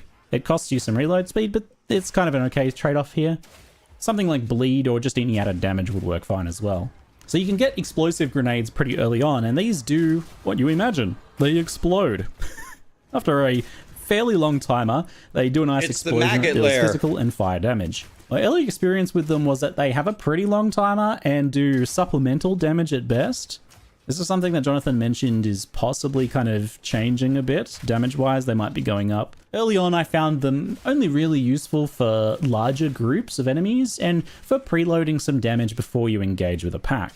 You can kind of pop them out and then run over and then shoot them with your shotgun, and then the grenades will start blowing up. As soon as you can grab multiple projectiles support though, which lets you shoot out 3... You know, maybe you guys don't agree with me on this, but I gotta be honest. Like, I think Path of Exile 2 in general looks amazing for all the zones. I think this zone, like the desert-y zone, like the terrain, and the red zone look by far the worst. Like, this to me looks terrible. Like it seems so, it just seems so awkward compared to how beautiful the rest of the game looks. I don't know what happened with this particular terrain and the red one, but I think it looks horrible. And I don't know if it's like not done because it's early access or what, but what happened here? 3 of them at a time for substantially better overall damage and area of effect, they do start to shine a bit more. I don't hate Added fire sand, is also good, but you can use the less duration support too to lower the timer and make them detonate faster with no downside. Explosive grenades get better later on when you get poison grenades to combo them with too as well, so we'll see more of that later. Most of it looks great. Now, far better like that early looks game, great. And when a grenader started to feel like a thing for me was when I got the flash grenades. As soon as you can get these, do get them. They deal physical damage in a large area, they have a short timer, a massive increase in stun effect, and they blind enemies. Blind him! With multiple projectiles support, they are incredible at stunning huge groups of enemies and even bosses in 1 or 2 throws. So you can get a lot of those heavy stuns on bosses to get some nice damage cycles off. They do only have 1 charge to begin with, but later on you can get an extra cooldown with the Grenader passive, which is just incredible. The skill has a small downside though. You blind yourself with them too. kind of funny. With multiple projectiles and increases to area of effect, you will blind yourself all the time. I certainly did. But I did actually just find it to be not too many. What does blind do? Does it lower your accuracy or?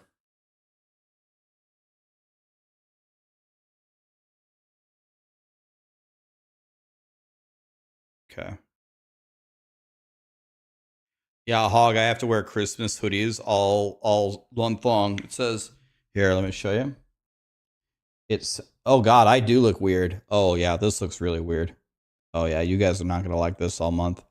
It says, kind of hard to read. All I want for Christmas is XP.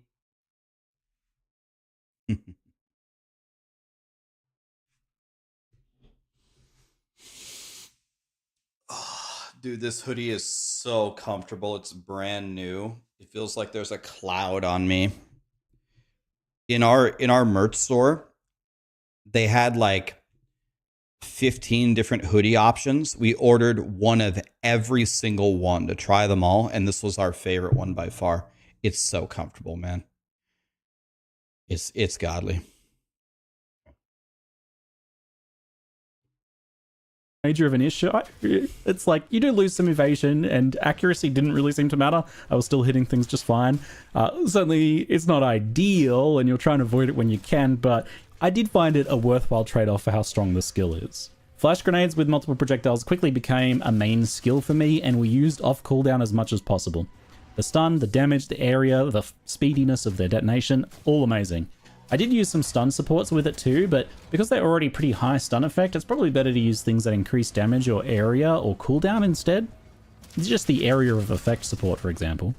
Now, here I am teaching you how to blow things up in the Path of Exile 2 beta, but I know many of you are already planning on blowing up your job, your career, your future livelihood, etc. as you sink deep into the loot grind, you know, missing call after call from co-workers, bosses, family members, and emergency services, as you try each of the 36 ascendancy classes as they add them to the beta, testing every skill in the 7 different endgame content. Okay, I actually didn't know that. Did this say that they are going to pepper in all the ascendancy classes in the beta before the game is launched? Are they all going to be tried before it's actually out? Or will anything be on launch?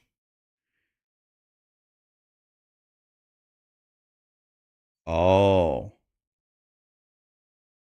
Oh, wow. And it's true that the early access is going to have leagues, right?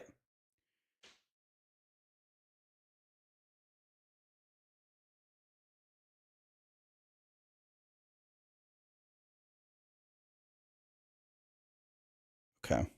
Like pillars that they're adding, not to mention more of them later, over 100 different bosses. And then there's like off-classing hipster builds and weapon swapping builds, and emerging from this beta as a functioning human it's going to be tough. But I do know a solution. You could learn back-end web dev with my sponsor, boot.dev. Learning programming languages like Python and Go, and getting started on a career in back-end web dev. I was wondering where he was going with this. But boot.dev turns it into an RPG. So it tickles those same reward centers, just like getting a level up or a Chaos Orb drop. Bloody beautiful! You could, for example, do a zone in Path of Exile, get a level in a gear, and get some feel-good feelings, and then do a couple steps on a boot.dev course and level up there too. You'll get that sense of progression both in-game and out of it. I had no background in code, and I found the practical, just kind of write this code and see, look, here's how it works approach that they take with this to be super easy to jump into. And these guys have wanted to sponsor me for a long time. You can try it for free and learn some things, and then sign up if you think it's got some potential. Go from knowing nothing about this to getting a job in back-end development at your own pace. It's even got a course on actually applying for jobs in the field, so you can come out of the beta and survey the devastation of your life and smile upon the carnage, knowing that it's okay, you've got a plan. If you do end up liking the look of boot.dev, you can use my code ZiggyDGaming for 25% of your first month or year, whichever. Grab a month to learn a specific skill like coding in Python, or grab a year for a career, and get yourself a solid beta backup plan for your life. Back to the video. Once you get flashbang and explosive grenades going, you can almost fully go grenader mode at that point, especially just kind of supplementing with permafrost and fragmentation rounds for some extra explosions in between. I did, however, end up experimenting with armor piercing and high velocity rounds. The armor piercing rounds is a machine gun fire skill that chips away at enemy armor. At first it's a very small amount, like 1 or 2 armor for the lowest level, but each level of the gem makes it destroy more and more armor per shot. This of course makes its damage ramp up itself, and enemies also will take more physical damage from any other hit. It's just going to be nice in parties for sure. When an enemy loses all of its armor, it becomes armor broken, and that's where high velocity rounds comes in. It's a big penetrating sniper shot that consumes the armor break on the enemy. It's a little strange, I know, but it does so to deal a large amount of extra damage. Don't ask me to explain how you can consume broken armor on an enemy which somehow returns the armor to them. It doesn't really make sense, but just don't think too hard about that. The point is big damage go boom. I found these skills pretty good for rare monsters and bosses, but not that useful for swarms, obviously. The faster attack support on armor piercing is obviously great for reaching armor break faster, and high velocity is all just about big physical damage, so anything that just scales up the damage is going to be great. While these skills were pretty good, they're probably for other playstyles. I think for the Grenadier playstyle they didn't really make too much sense, as they were more focused on physical damage combinations. Lowering their armor doesn't really help you much if you're doing a mixture of damage types, like you're probably typically going to be doing with most Grenadier setups. So 2/3 of the way through Act 1, a side boss can give you your first uncut spirit gem, and they drop every so often after that point too. There are a few good choices here, but I wanted explosions, so I went for Herald of Ice. This reservation buff makes it so that whenever you shatter and kill a frozen enemy, they explode, dealing cold damage to enemies. This does nothing for most bosses, of course, but it's amazing for clearing groups and super fun, especially early game when you're using lots of that permafrost bolt. It can be supported with added cold damage for free too. It doesn't cost any extra spirit, and that just makes the explosions deal more damage. Great. The support gem in the aura that reserves spirit doesn't add any spirit cost. It's just free.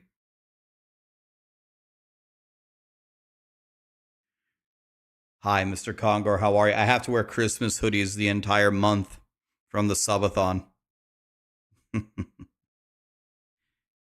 It's that support in particular? Okay.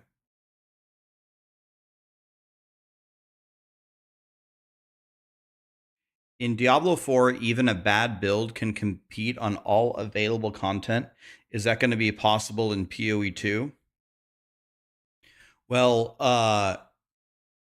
remember something about POE2. We're going to need paint for an illustration here. There's a little bit of a difference between POE and Diablo. So, in Diablo 4, the hardest thing to do in the game is T4 Lilith, right? That's probably the hardest thing to do in the game. So if T4 Lilith is, let's say, here on the difficulty level, say it's there, POE2's pinnacle boss encounter is probably going to be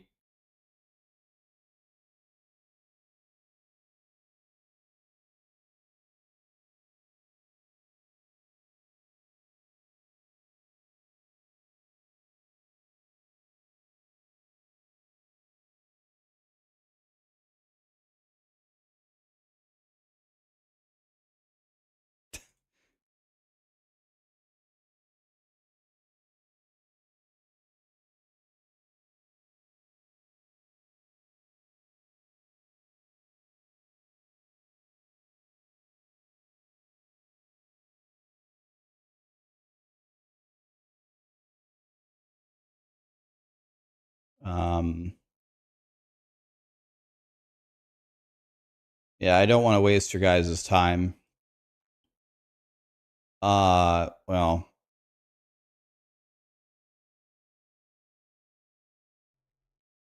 here. So, Mr. Kongor, thank you so much for the raid, man. So, no, if you make a bad build, I don't think you're going to be able to clear all content in the game. If your answer is, will all ascendancies have a good build that can at least go really far in mapping and do something to the bosses? I'm sure after they do some tweaking and patch notes. But the ceiling of the difficulty in this game is so many million magnitudes ahead of what you've ever experienced in Diablo 4 that if every build could do it, it might actually just straight up be bad design. Maybe you could get there with enough gear and enough theory crafting on all 36 ascendancies, but it's going to be very, very difficult for on any build to kill the final pinnacle boss. So it's I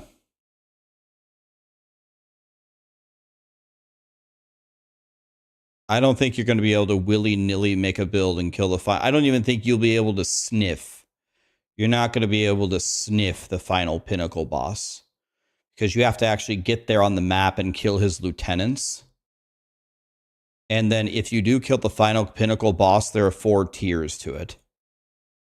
So, and the tiers don't just make the HP go up. It actually changes his skills, which makes it even harder.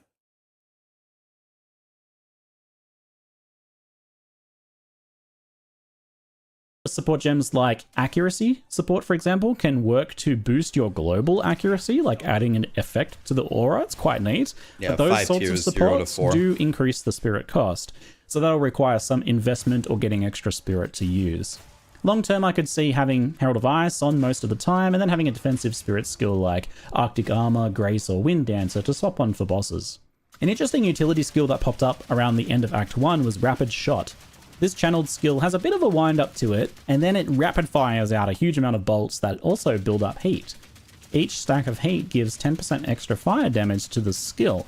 More importantly, however, heat also adds 6% of damage as added fire to any grenades fired. Heat does rapidly drop off when it's not in use, so you kind of get this unique combination of trying to fire a lot of this shot. Dude, am I the only one that finds that so unbelievably cool? Like, if you had a gun and you were continuously firing it, probably the gun itself and the bullets itself would heat up, and they put that mechanic in the game. Like, are you serious?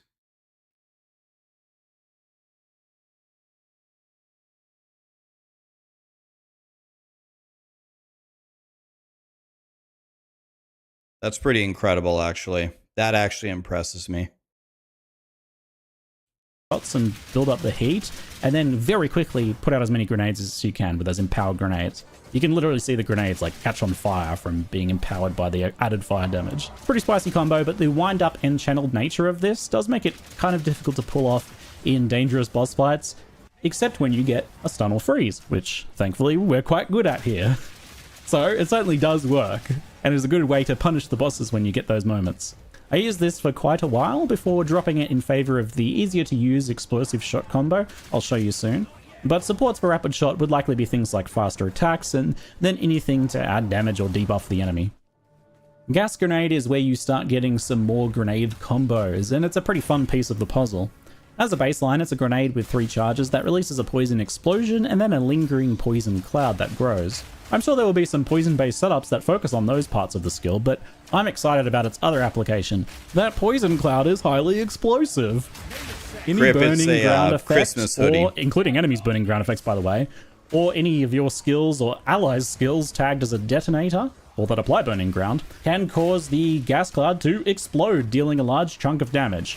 Explosive grenades work well for this, and it gives you more explosions per explosion. What a deal. Another fun bit of tech here is the Bursting Plague support gem that I kind of stumbled on here. Linked to the gas grenade, this causes enemies poisoned to also build up plague. Initially I was like, okay, it's poison. Wait a minute. Wait a minute. Look at the chat. Someone is level 67 on the playthrough?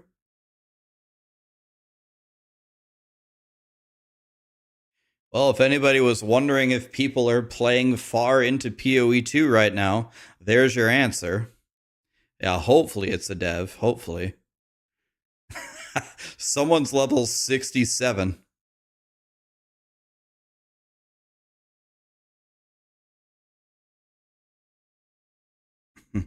well for this, and it gives you more explosions per explosion. I was like, What wait a deal. minute. Another fun bit of tech here is the Bursting Plague support gem that I kind of stumbled on here. Linked to the gas grenade, this causes enemies poisoned to also build up plague. Initially I was like, okay, Wait, that was cool. What was that? This causes an interesting plague support gem that I kind of stumbled on here. Linked. Look at his health bar. His health bar is like being electrocuted. Does that mean he's shocked? Or, yeah, 20% here for 4 seconds. Is he shocked? To the gas grenade, this causes That's a nice enemies effect. poisoned to also build up plague. Initially I was like, okay, it's poison stuff, not relevant. And then I saw explosion. When the plagued enemies die, they explode. So good. And they explode for physical damage too, which is quite nice. So you can get explosions on your explosions alongside your explosions. Now we're talking. And speaking of explosions, some of those grenades do have kind of long fuses, and sometimes you want a bit more immediacy when it comes to your explosions, right? You don't have to wait. That's what explosive shot is for. It's a heavy-hitting fire crossbow bolt that explodes on impact.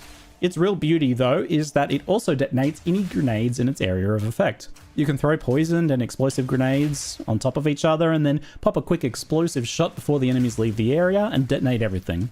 It's a useful tool to give you a bit more immediacy when needed, like against faster enemies that are charging you, and to kind of just reduce reliance on things like less duration support for grenade fuses.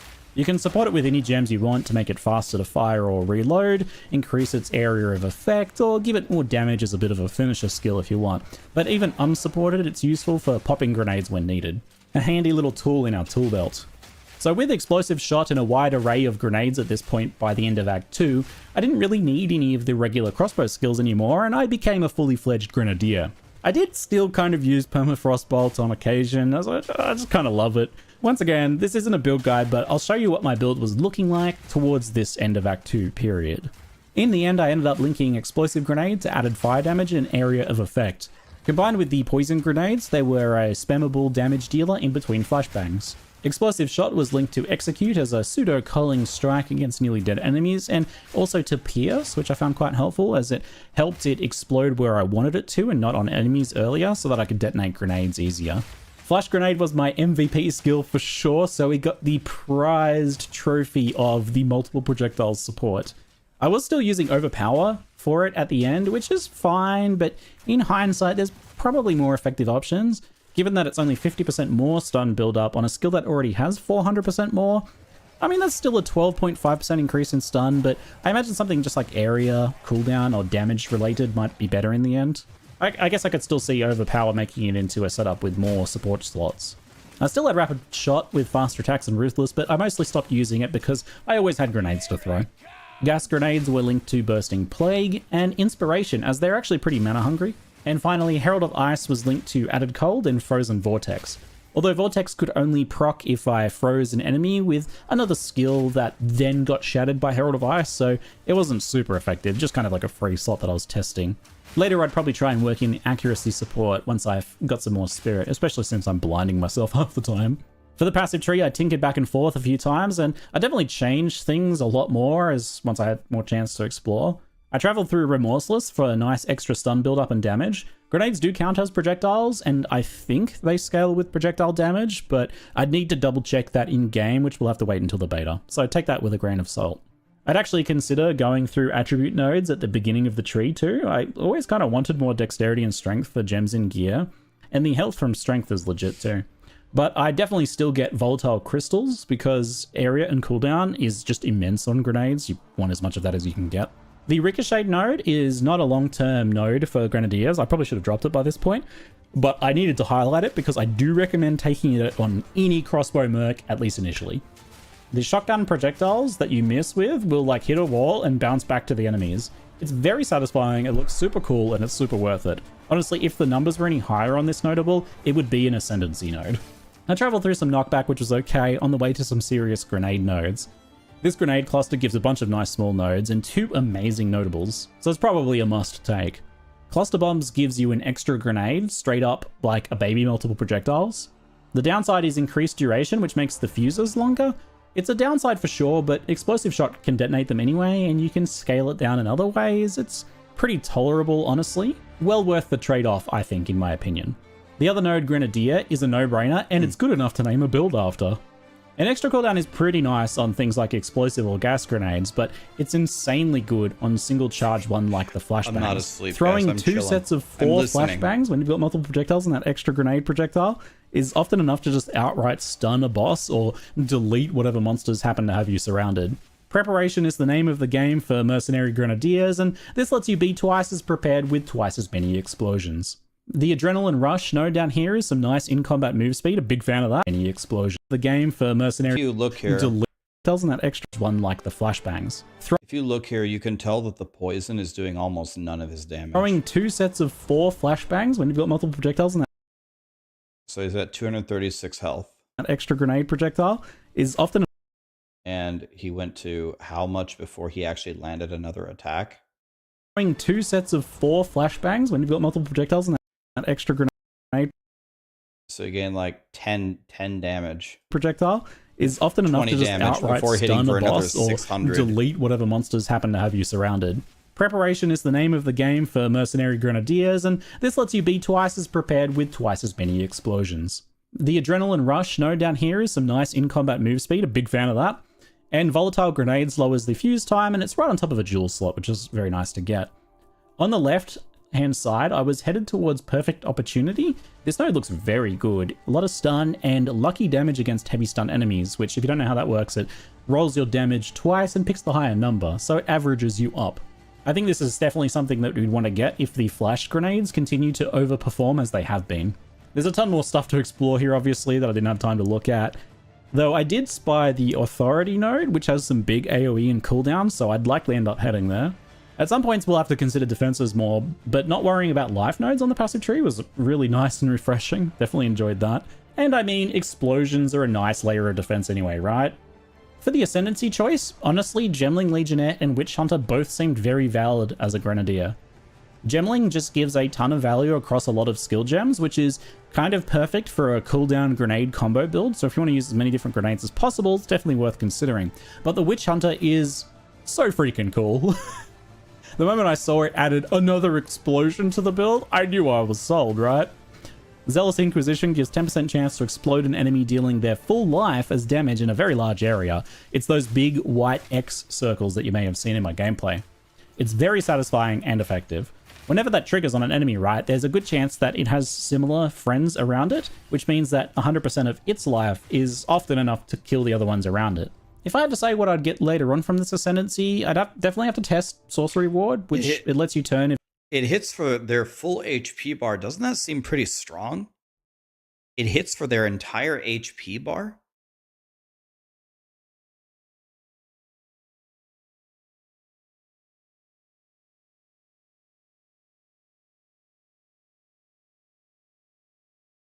Evasion and armor into a shield to protect against elemental damage. You can give away Probably the a pretty keys big deal. after this video. You can likely push it to some pretty high numbers too, from what I've seen. It's good to feel near immune to elemental damage, but we'll have to test that out at endgame. Witchbane might be my favorite node, behind explosions, of course. We have some really nice crowd control between freeze, stun, and later electrocute on Grenadiers, and adding concentration breaks to that mix sounds amazing in boss fights.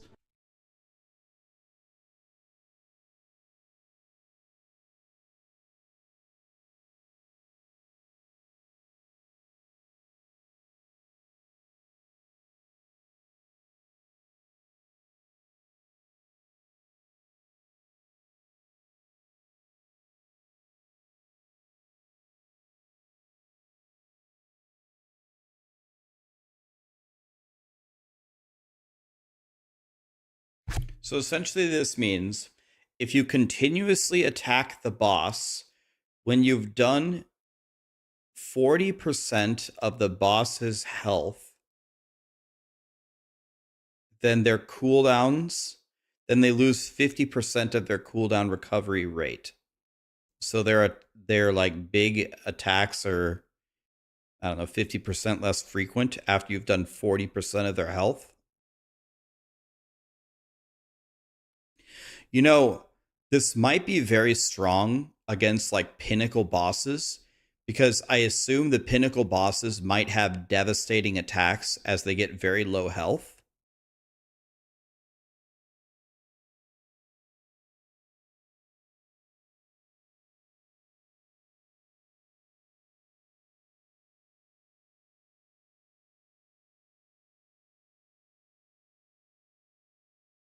Guys, there's no commands. Just be here to win.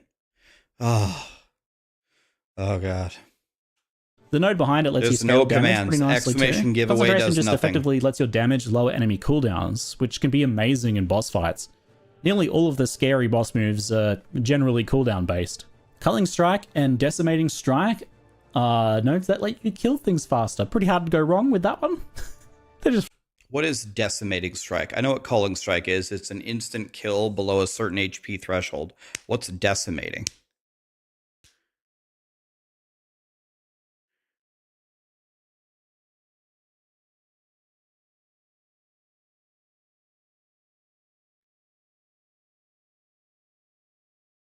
It hits them on full health. It does 1 to 30% of their life on the first hit. So when you're doing group play, you want one person to have Decimating Strike on bosses because you just cracks them instantly. flavored in a pretty fun way. And that last node, Choice Weapon Master, is 20 weapon passives, which lets you split your passive tree more between two different trees for weapon swapping. It's an unusual one, but grenades do seem like a potentially good candidate for weapon swapping. You might have one crossbow for crowd control effects to amplify those dramatically, and then another crossbow oriented around damage, for example. Or maybe even like a spellcaster weapon to have some support spells. I don't know, it's really hard to say how good this will be until we like know all of the skills at our disposal and see how that all feels. But overall, I'm definitely a fan of the Witch Hunter for the Grenadier. After all, it's got explosions, and just about every node seems to be worth taking. In terms of gearing, I tried to get myself added cold damage wherever I could. Even just a little bit with the permafrost rounds was very effective in the early game, and I definitely found myself prioritizing socketing added cold damage into my weapons. I do keep an eye on crossbow type implicits. In particular, some of them give some nice bonuses to allow you to shoot more shots before reloading and things like that, and later on some nice grenade things. Move speed boots are huge on the mercenary, so you definitely want to get yourself some of those. And I did find myself always in need of more dexterity and strength for gear and skill gem requirements. I don't know if this is just kind of like the nature of these hybrid classes potentially, but if you find a really nice like pure evasion piece, it can be hard to wear it unless you've got a lot of extra dexterity. So getting some of those can be quite nice. And I found that with the inspiration support on gas grenades and maybe just like a little bit of mana stuff on gear, just kind of picked up incidentally on jewelry, I didn't really have any mana problems on this build. I barely had to use my mana flask, and I always had charges if I did need to. So it definitely seemed very manageable, but it might have also just been down to kind of incidentally getting a fair bit of extra mana on my gear, for example. The only unique I ended up finding was Black Sun Crest, which is an attribute scaling armor helmet. Gives a lot of armor, and a fair bit of attribute scaling potentially is nice, especially for boosting that life. Competed pretty well against the rare helmets that I'd found at the time, but I wasn't doing anything like super unique with attribute scaling at this point. The things in general to prioritize most are move speed on boots, damage on your crossbow, and gloves and rings if you can get it, and making sure that you have enough attributes, and of course resistances in life as always. Now my gameplay strategy on this build at the end here was to open with a flashbang, and then follow with gas grenades and explosive grenades right after, and then some explosive shots just to detonate things, followed by another flashbang if needed. This keeps the enemies in place, lays down a large area of death and blows everything up, and then kind of like keeps them there a bit longer if needed to finish the job. But I will say, moment to moment, it felt pretty fluid. Once you kind of get familiar with your loadout and the different tools you have and in which situations they work well, you naturally find yourself using things kind of tactically. Like for example, preloading gas grenades on an essence monster before releasing them. Now, I didn't really have a chance to incorporate it into my build too much, but right before I logged out, I had like a spare minute to just do a sneaky little look at one more skill. Just for a second, I had to. Voltaic Grenade does a lightning blast that builds electrocute on enemies, and electrocute is basically another hilarious form of stun. Being able to add this to our kit alongside flash grenades and potentially things like freeze is very exciting for this idea of like a crowd control grenadier. You could also use it to build up shock to amplify enemy damage taken, and you can use things like the Innovate support to add lightning damage to the rest of your grenades. There's a lot of potential here for sure. I can see it working its way into the kit.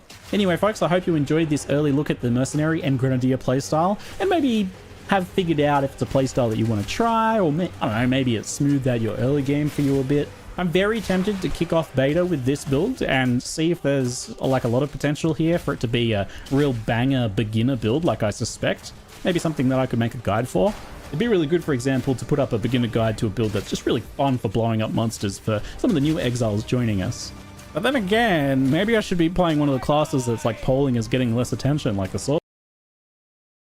All right.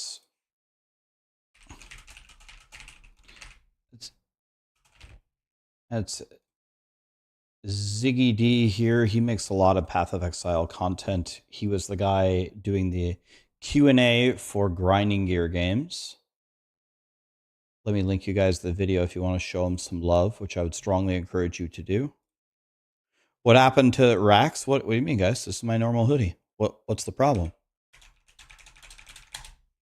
What are you guys talking about? Is there something wrong with your guys' monitors?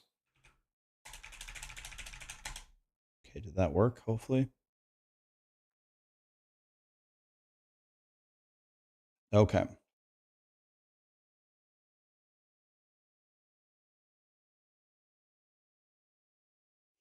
Wow, I just see something on YouTube that I've never seen before. Where did that go? I just got a pop-up on my YouTube stream and it said AI generated chat summary. Users are talking about gameplay of Path of Exile 2 and wondering how to get keys. Dude, YouTube implemented some kind of AI thing that summarizes your chat for you. I've never seen that before.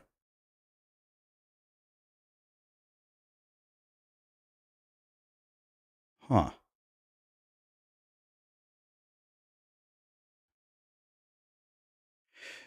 All right, guys, we're going to give away a bunch of keys now. Go ahead and spam giveaway to not enter the giveaway if you would like to, as you've been doing the entire time. You don't need any commands to enter my drawings unless I otherwise state that you need to.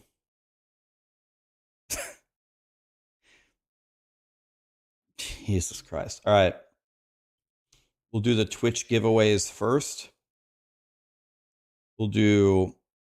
Today we'll do 3 keys for Twitch, 2 keys for YouTube, and then tomorrow we'll flip it. 3 for YouTube, 2 for Twitch. Okay. Let's do my favorite bomb level.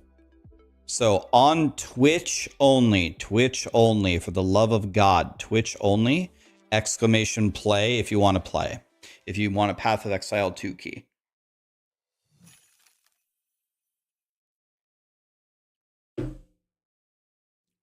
If you !play on YouTube, it will do absolutely nothing. YouTube giveaways will be after the marbles.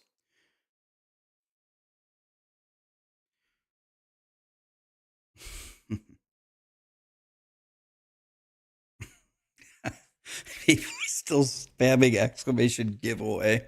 For the love of God.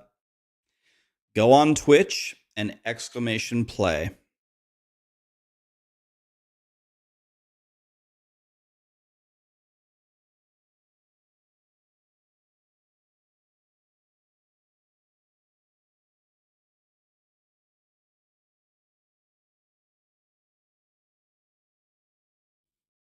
We're almost at 1,000, guys. Come on. We need 300 more entrants to get in there. Obies, General, Mystico, Vigos, Charmed, Nowpot, Mysero, Rick, Glenji, Word, Bombhar, Circus, Pappy Pitch, Fat Fugger. Thank you so much for the subs and the primes. I like that name. Fat Fugger. Okay. We got 160 slots available, guys. Get in here. Butt Commander. Okay, nice. Get in here, boys. All right. This is the bomb level where everyone gets screwed. It's kind of funny.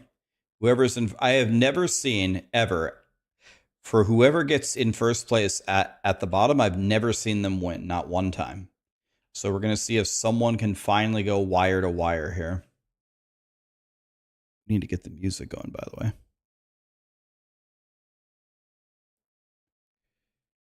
All right, we have 50 slots left if you want a POE2 key. When you win, I'll announce your name. I'll ask you, do you want the key or not? If you want it, you win. If not, you can pass it to the next person. There we go. That's it. Here we go. Hindsight was the 1,000, or wait. Oh, God. Okay, here we go.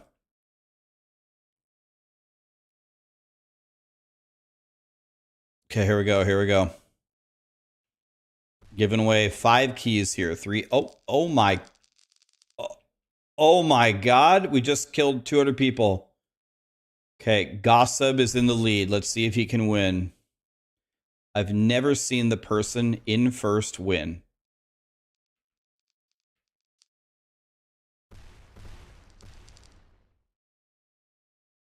Okay, Gorb has taken an early lead. We just lost 100 more people died, including Gorb. Gorb is dead. Short man. Come on, short man.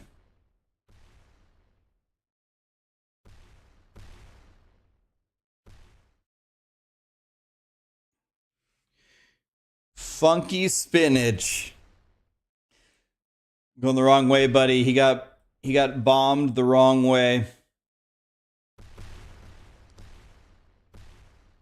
Okay. This is not going so well. There's so many bombs here that no one can even progress forward. Ellie Pew Pew is dead. We just had like, how many people died? 20 people just died.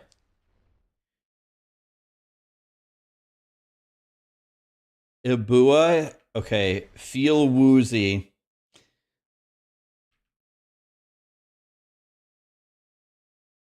I'm not even going to try to say that name. Sofun Pizkank?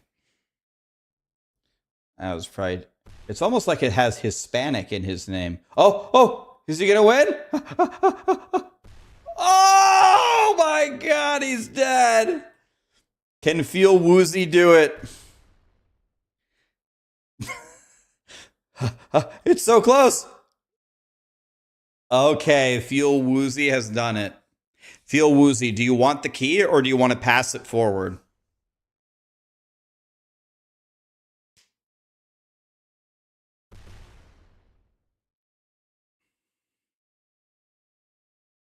Feel Woozy, do you want the key?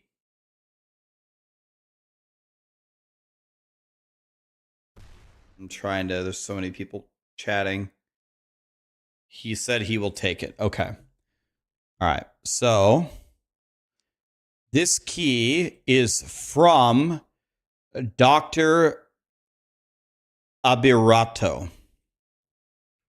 So Dr. Abirato is the one giving you this key, not me. Feel woozy. Here you go, man. This is from Dr. Abirato. Thank you, doctor.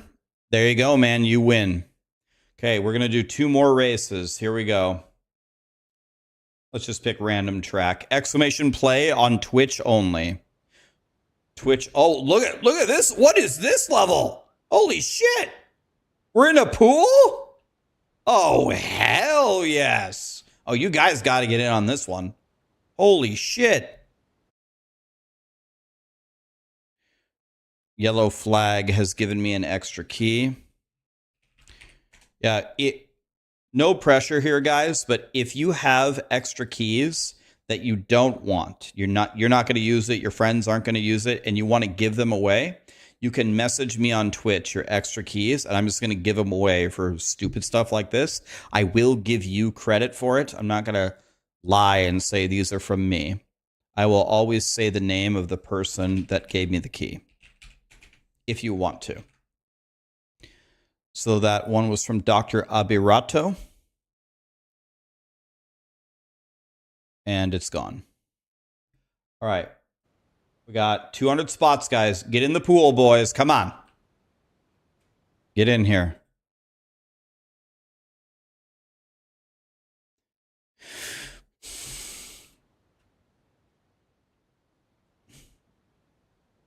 And then we're going to give away 2 to YouTube.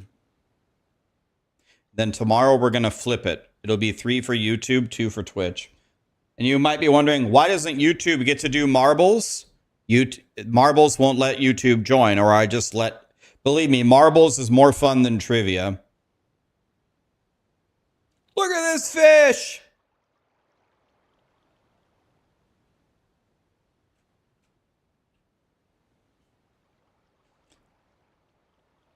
Okay, here we go. We almost set the max of 1,000. Here we go.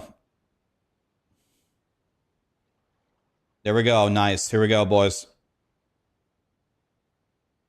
This is going to be good. Let's see what happens here.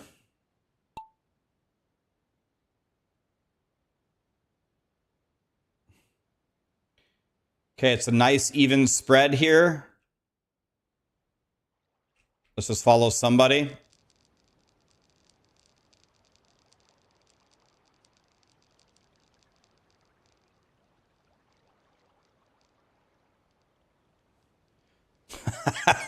There's so many people on the slide.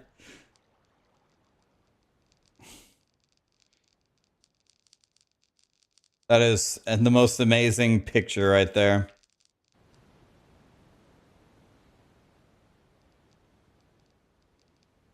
Someone's already dead?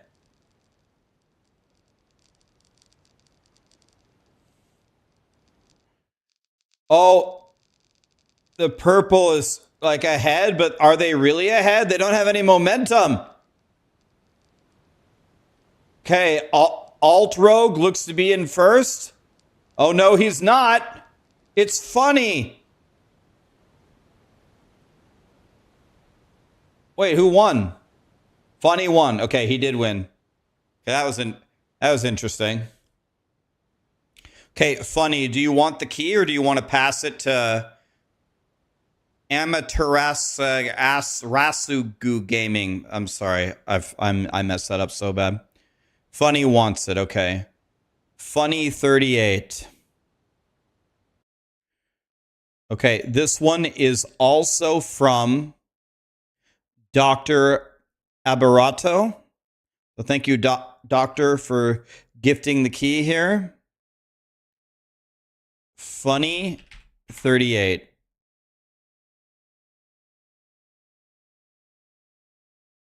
That's from Dr. Abarato as well.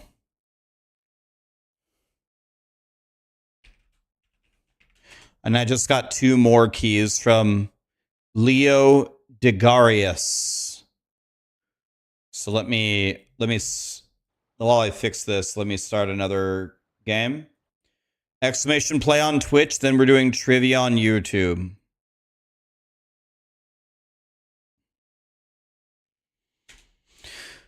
All right, so I just inherited 2 more keys from Leo Degarius. Thank you, my dude.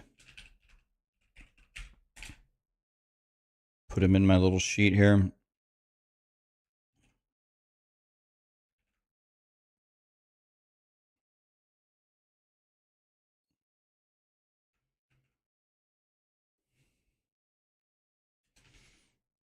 Exclamation play on Twitch if you want to win a key.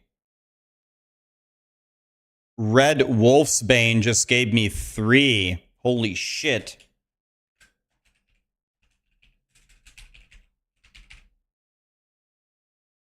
I think we're going to give away 6 keys instead. I think we're getting so many keys. I'm going to do 3 for YouTube. We're going to do 3 and 3 here. Thank you, Red Wolf. Red Wolf gave me 3 more. What a guy. Thank you, dude.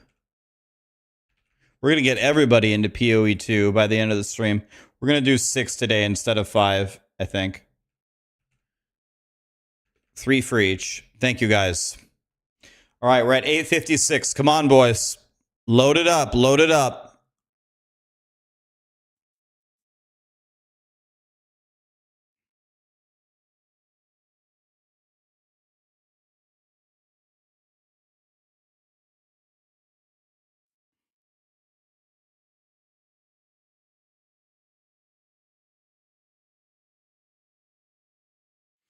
Okay, here we go.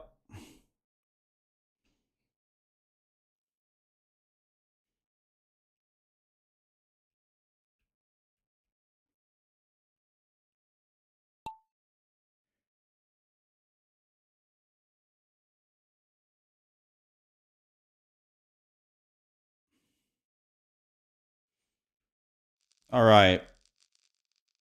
Caesar is in first. We're going to watch Caesar here. Let's see what he does. Okay. How's he going to do in this obstacle though? Okay, okay. Wait. Okay. Okay.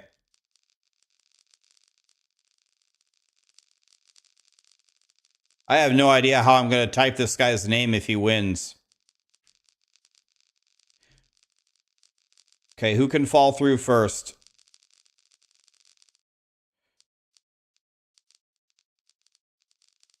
Okay, the leader is changing so often. Baluba is doing very well. But here comes Kill Yagi. Wait. Oh, this is a good race, man. This is a good one. Pilil. Okay, there's the end. It's Pilil versus Relaxing Bro. Oh, it's Relaxing Bro. Incredible. Relaxing Bro, do you want the key or do you want to get it to do you want to give it to Baluba?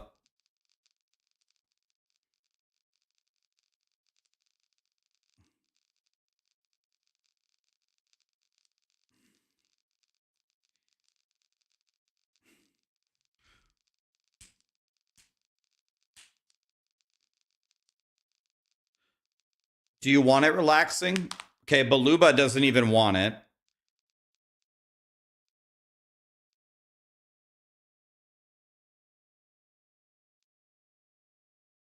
Relaxing Girl wants it. Okay.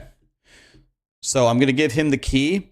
If you guys want 3 more chances to win, open my YouTube for a second. Open the live stream, and I'm going to explain to you the rules. We're going to do it a little bit differently so someone on actually YouTube wins.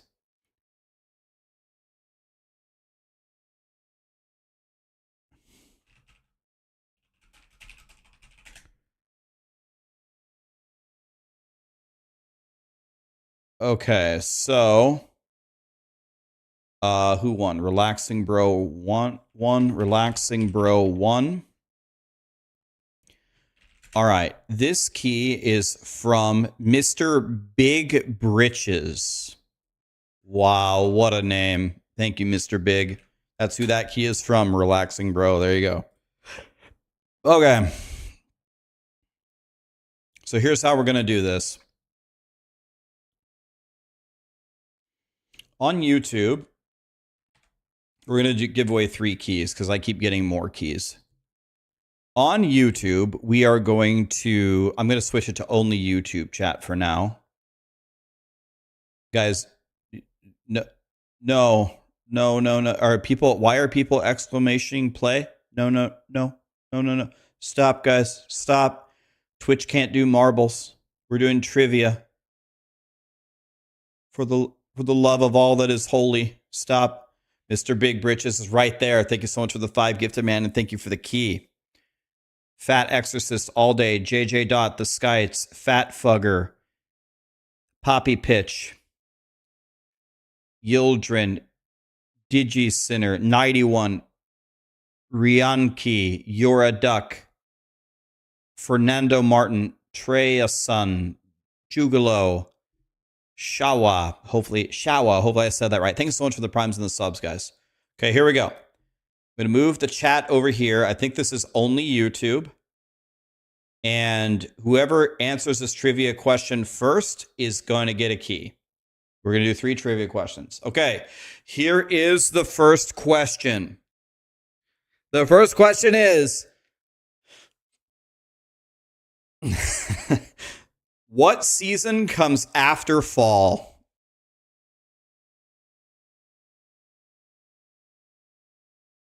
And you have to type it here. Okay, now I got to find the winner. Jesus Christ. You have to type it in YouTube chat to win. Oh, shit. I messed it up. Oh, fuck. I messed up this giveaway. Sorry. I was supposed to type the question. All right. Well, this one got screwed over. I'll type the next one. My bad, guys. My bad. My bad. I fucked it up already. Okay, now I have to find a way to go read this. I already messed it up. I'll still honor this drawing, but I fucked it up. That's my bad. I'm supposed to type it. Stupid. Okay, actually, I'm going to have to actually go back to my stream because I can't see who won. I'm going to have to go back to my stream and watch an instant replay. So give me a second. There's so many people that answer so quickly that I can't see who won. So hold on. Okay, sorry, guys.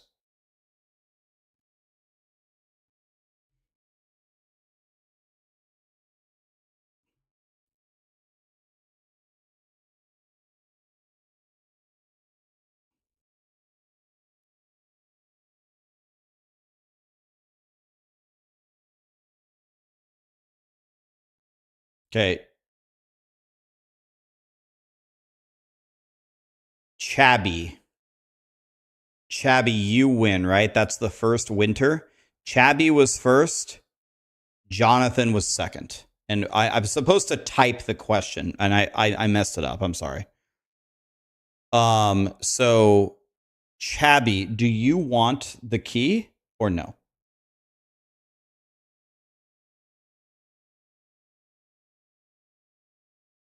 I'm looking for Chabby in the chat. Chabby wants it. Okay. Chabby, what is your...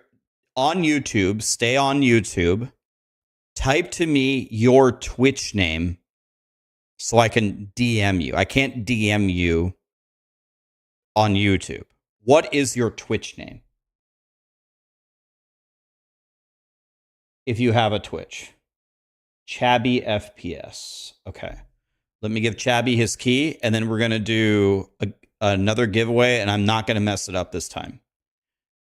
Because here's the problem, guys. The problem is people on Twitch are winning the YouTube thing because they're listening on Twitch. So the whole idea was I was supposed to type it.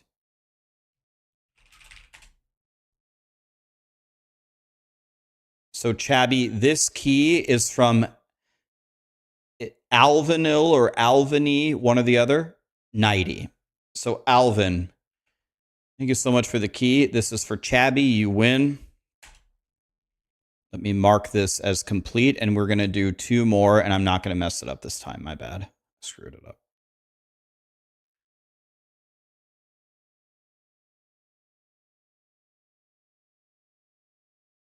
Yes, you're welcome. Okay, so let me not mess this one up this time. Okay, I'm going to type the question into YouTube chat, and the first person to answer it correctly wins. Okay, let me think here. What could I ask as a trivia question?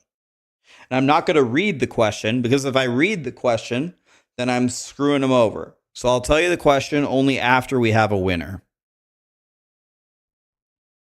Okay, so here we go. The question, what should I ask? What should be a trivia question? All right.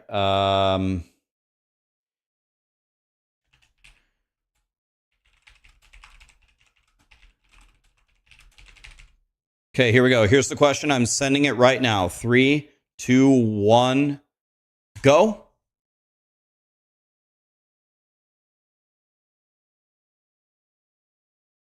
See who types it first. Okay. Again, I couldn't see it at all. It is so fast. The question was, who saves Princess Peach in video games? The answer is Mario. We just got another key from Sincel or Sinsei. Thank you, my friend. So we got another key. Okay, so let me look at the instant replay here because it goes so fast I can't tell. So give me a moment to find who was the first Mario typer. Problem is people.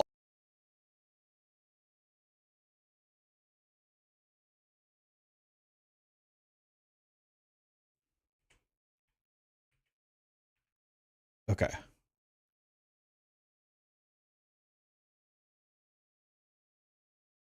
Okay. Holy shit.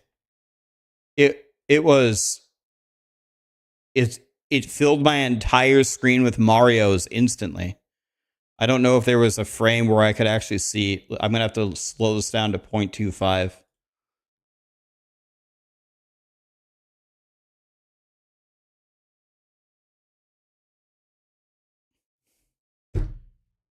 This is the first frame where I can see it, and the entire screen is full of Marios. That's the first frame. I don't think there is a frame before where I can see. So we're just going to have to go whoever's on top, I guess. Don't know any other way to do it.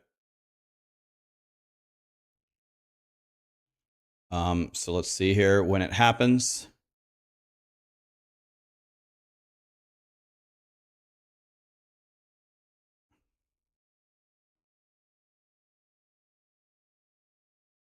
Let me see.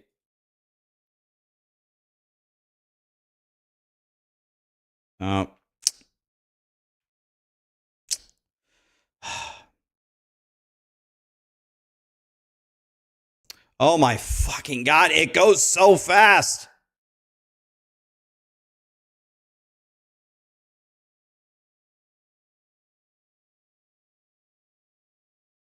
Come on.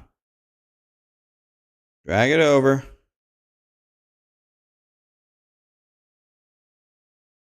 Here we go.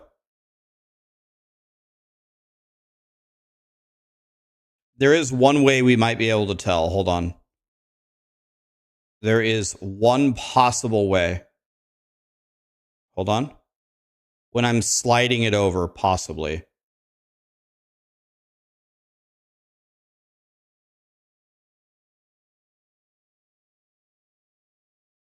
Hold on, sorry.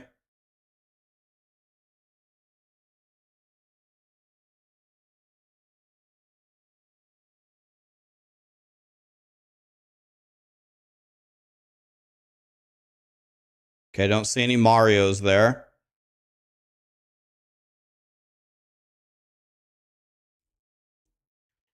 I don't see a Mario. So it's got to be the whoever comes out on top right here. Rico. That's the top one I can see. Sorry, guys. Rico. You. And if you don't want it, we're going to give it to Lindsay. Rico, do you want the key? Why is this so hard? I'm going to have to make the trivia question more challenging.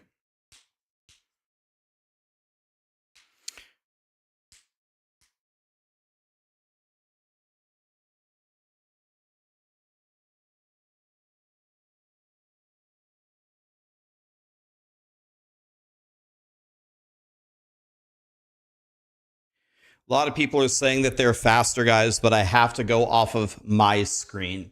People see different things all the time. I get spammed all the time that people see someone else's first. I have to make it consistent and go with what I see. I'm going to make the trivia question a little bit harder so this doesn't happen again. My bad, guys. I'm trying my best to make it fair. It seems unfair. It's not unfair in any way. I'm trying to make it as fair as I possibly can. It's never been more fair.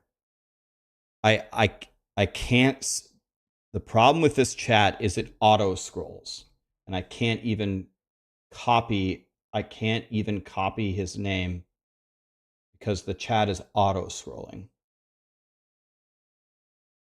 That's not fair at all. If you don't think it's fair, guys, you can leave. Go ahead and leave. No problem. I've never had so much difficulty trying to give away free stuff fairly in my life. If you don't think it's fair, you can leave. Thank you. Okay, so Ricori. This giveaway is from, again, from Alvin. Thank you, Alvin.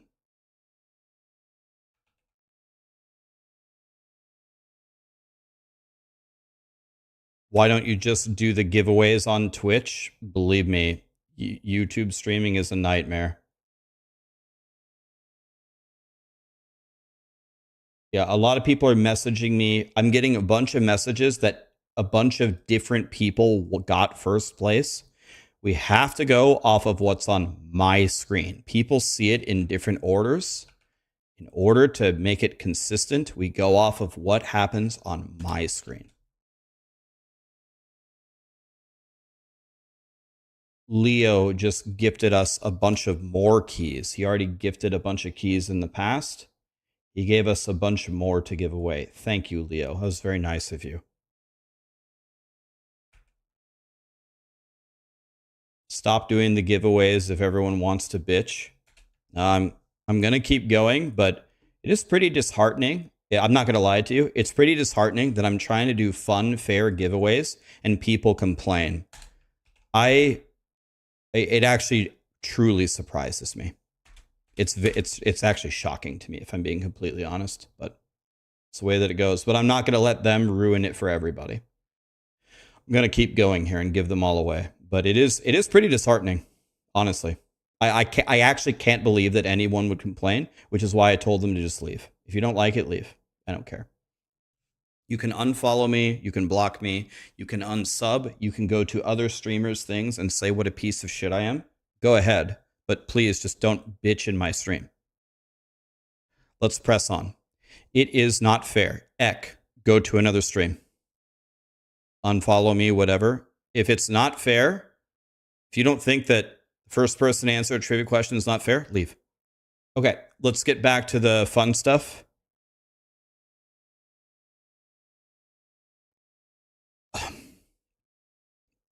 Okay, I'm going to type the chat, or type the question in YouTube chat. I need to make it a little bit harder so I can differentiate the speed of the answers. So, here is, let's see, what should I do here?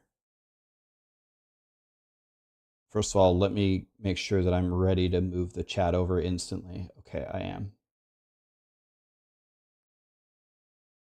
Okay, so what could I ask that's a little bit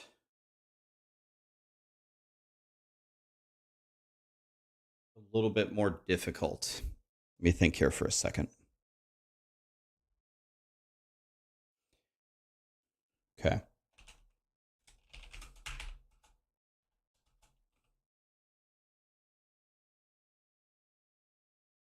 Okay.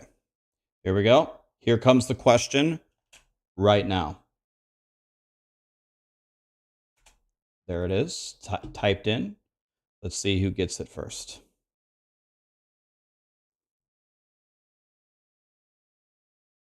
I think it's Michael. I think I can see it. I think it was Michael who got it first. But I'm going to go to the instant replay to make sure. Michael something, I think, won. It's not fair because you are scamming. Not fair because of the delay when you have people all around the world that screws them over. Nax, were you born with shit for brains? I'm trying to be nice about it. Were you born with shit for brains? I'm trying to be nice here. That's the nicest way I can ask.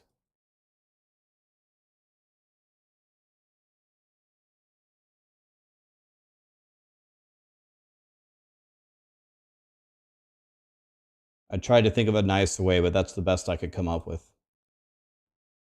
Okay. Let's, giving away these keys has been an absolute nightmare. An absolute nightmare.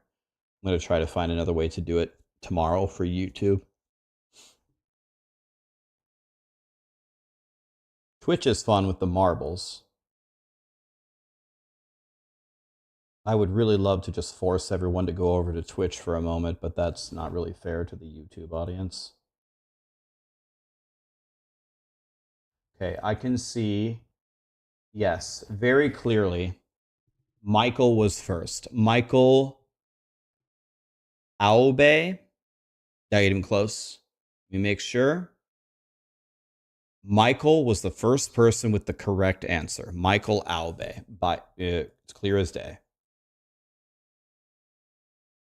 Clear as day. It's 115. Michael Aube wins. Michael, do you want the key? Otherwise, we are going to give it to Ogalos or Fun.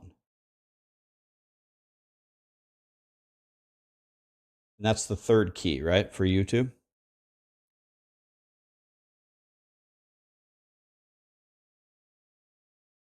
Yes, please, and your Ibua on Twitch. Thank you. It was easy. Okay.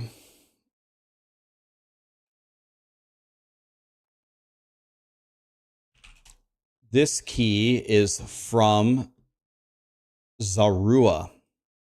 So thank you, Zarua, for donating this key to the community.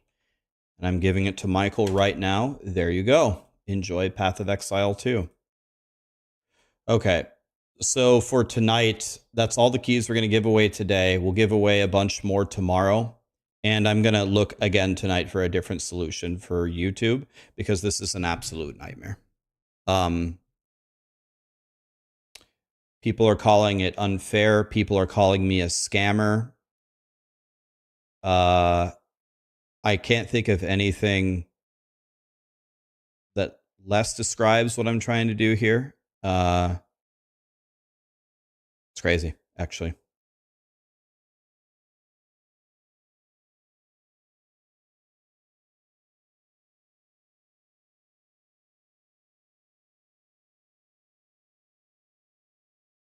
It's actually mind-blowing. Yeah, I shouldn't let it get to me. I need to just let it go. But man, you guys have, some of you, a small portion of you have ruined what's supposed to be a very fun and enjoyable little event for me. You've ruined it successfully. So I need to make sure that you can't ruin it for me going forward and for others. So I'm gonna try to fix it tomorrow. Ben has a video called POE2 Skill Tree. Should we watch it, guys?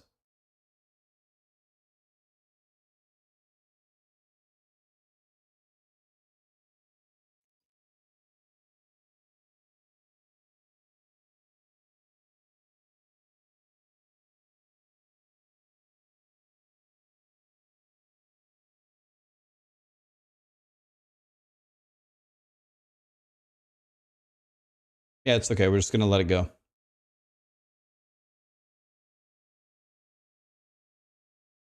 You ruined what's supposed to be pretty fun. I'm not going to let you ruin it for me again, so I'm going to figure out something else for tomorrow.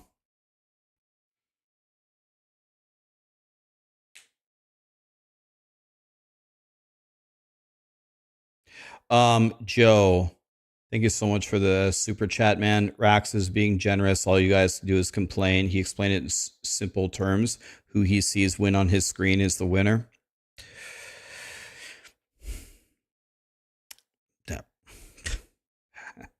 I don't know, man. Yeah, I don't get it. Shabolba, thank you, my dude. Elementus, easy RVCZZ.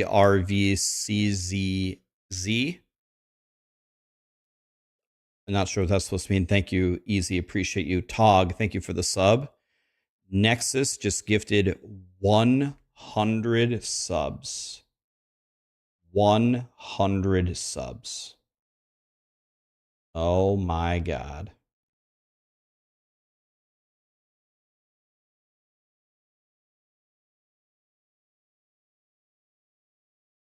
Thank you so much, Nexus. I appreciate you. This guy's a god.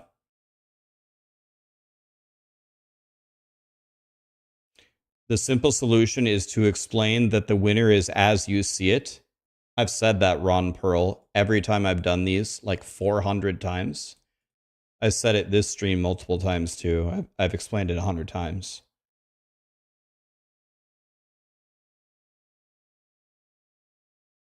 Nexus, that was so nice of you, man. He does that. This is not his first time doing it. He's done it multiple times. Thank you, Nexus.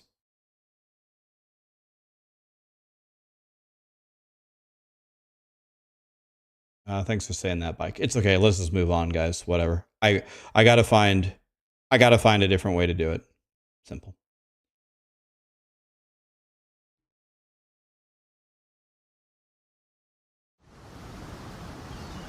Let's see what Ben has to say. More area, break 25% increased armor, more area. It's a lot of area. This is if you guys did not know this, Ben is considered the best Path of Exile 1 player. With some decks randomly. That's kind of neat. Maybe a new POE2. 100% there will be a. So these nodes. This is attack speed. This is just global damage with one-handed weapons. So it's all damage types. That's good. More armor nodes. That's a big amount of percent armor. I think armor, evasion, and ES are going to be very dogshit stats unless you actually invest into them, which makes sense. Like the removal of life nodes means you have more points to spend into things that were typically seen as less valuable defense in POE1, like armor and evasion. So base values on gear kind of mediocre. The amount of percent increase you can get in the tree much higher. But you're gonna have to invest, which is fine and good. This is from Ben. Ooh, look at that. You see that shit? One-handed nodes, 10% on the travel. Two-handed nodes, 12%. Why are you using a one-hander, you fucking dumbass? Use a two-hander. Be brave. Always two-hander. Let's go. Two-hander. Two-handers. Yeah, there's 12% damage with two-hander. Increase stun threshold into... What a tease. Increase the amount of armor broken. Let's hear what he has to say about this tree. Increase damage if they're fully broken. So some skills like Sunder, when their armor is fully broken, it like consumes the armor break debuff to do a guaranteed crit with a bunch of extra crit damage. Thank you, Tog. But Hazard, if you're not Skimmy, using a skill like thank you, Sunder guys. that intentionally removes the break armor debuff, I assume you can just maintain it fully broken armor. So in POE1, your stun threshold, numerically the raw value is your life total. So if you have 5k life, your threshold is 5k. And then you have percent increase modifiers to increase that if you want, like on, well, it used to be on the armor mastery. I think it's gone now. It's on like Warrior's Blood in Marauder. I think it's in the armor evasion mastery too. But there's a lot more sources of plus stun threshold and percent increased stun threshold in this game. It's like fake life. Yeah, it's like life that only works for stun calculations. Okay. So this whole wheel just makes it way easier to maintain armor break.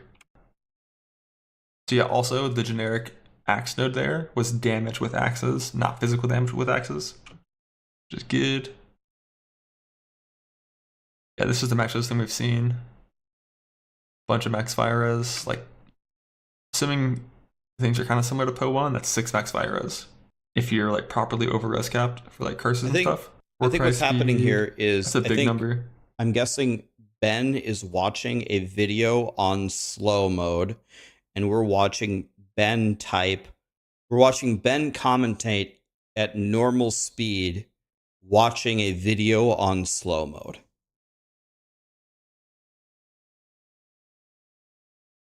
Yeah, it's okay, guys. You're very welcome for the giveaways. I'm happy to do them. I guess it's my fault. I need to find a different way to give away stuff to YouTube. Or maybe I find... The fun thing is, the problem is, people like to do marbles. And marbles is fun. But YouTube can't enter marbles. So if I combine the giveaways, we could maybe find a way to do that with a command exclamation giveaway. I'll look into it. But we're going to lose the marbles. I could also do just Twitch, but then that screws YouTube over and forces them to go over on Twitch. Also, only 1,000 people can enter. So I will find a solution. Don't worry. We'll change it for tomorrow. I'm watching Ben, not Bajiro. My guess This is also just generic damage with weapon type. No physical distinction. That's good. But like my guess is you're probably gonna want some life regen. Something like, 7 to 10% per second. Combination with Sources of Leech is my guess. There are some hybrid armor evasion things. So interestingly, the small travel node we saw earlier was. I thought I heard a male voice. I was like, if you look back at my stream, I was like, man, Sarah must have ate something really weird for breakfast. What's up, man?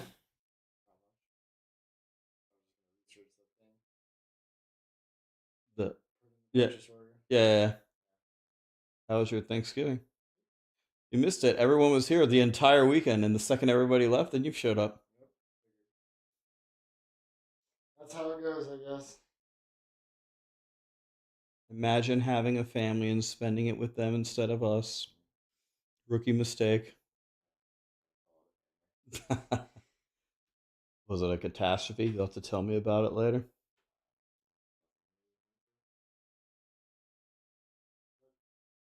It was what it was.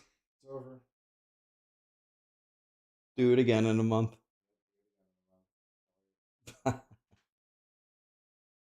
Cool. Are you hungry? All right, I'll get us a bunch of food soon. Don't worry.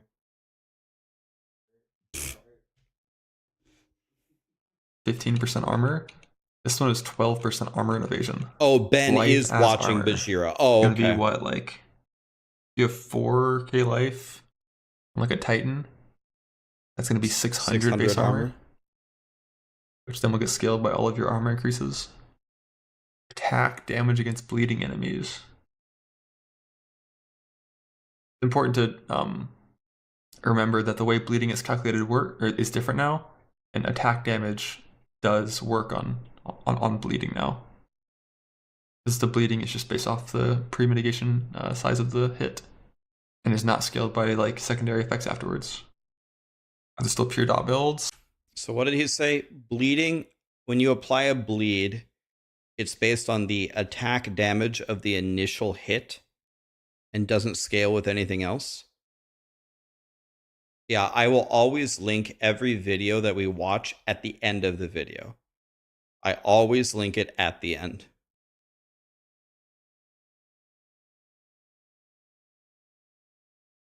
Before mitigation. So it gives you the value of the hit that you would deliver before the boss is able to mitigate it with like their armor and stuff. So if you just get your attack damage super high, then the value of your bleeds goes way up.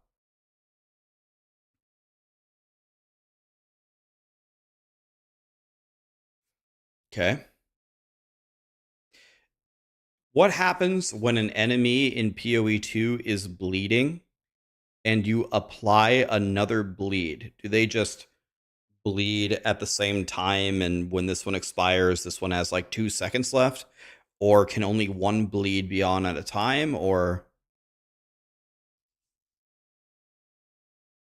it's the highest bleed damage only? So what happens if I hit the monster and it's bleeding for 500 a tick and the bleed lasts for 5 seconds? Then with 1 second left, I hit the monster and the bleed value is 400. What happens? Because the 400 is lower than 500, but the 500 only lasts for 1 more second.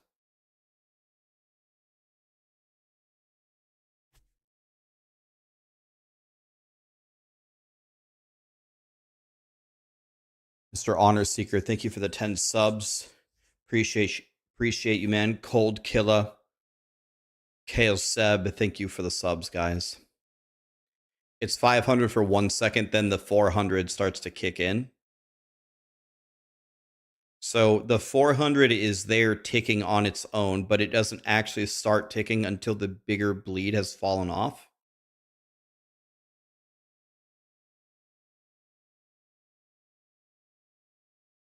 Clickbait title, sad face. Okay.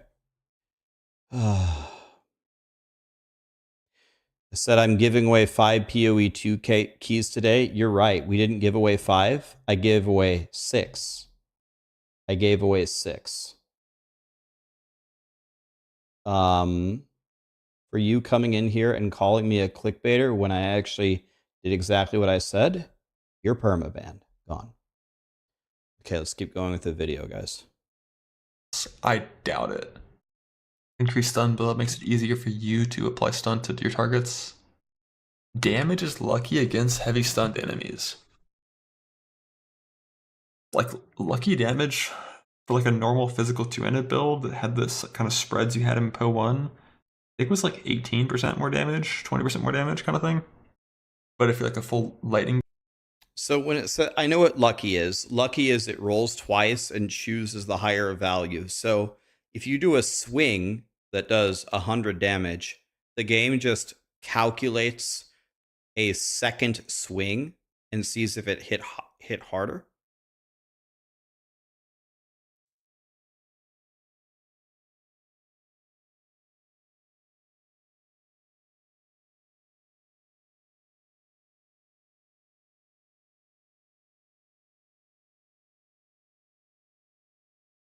Will Eldritch Battery count in Energy Shield passive nodes, flats, and percent ones as well? Remind me what Eldritch Battery is. Is Eldritch Battery the passive that says it converts your Energy Shield into mana? This is Ben, yeah. Okay, so so the way that from all the content that I've consumed, the guess is the way that conversion works is it only scales off of the thing that you are converting to. So if you have percent increase for energy shield and you convert it to mana, the percent increase of energy shield would not give you more mana.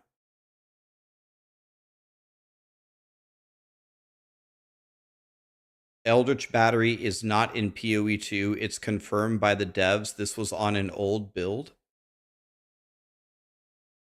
Do you have a source on that? They actually confirmed that the nodes that we looked at were wrong? Because we just looked at it yesterday from like a more recent build and it was there.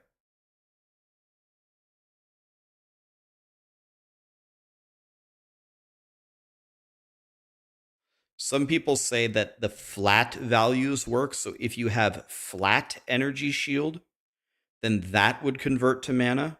But if you have percent increases of energy shield, it would not work.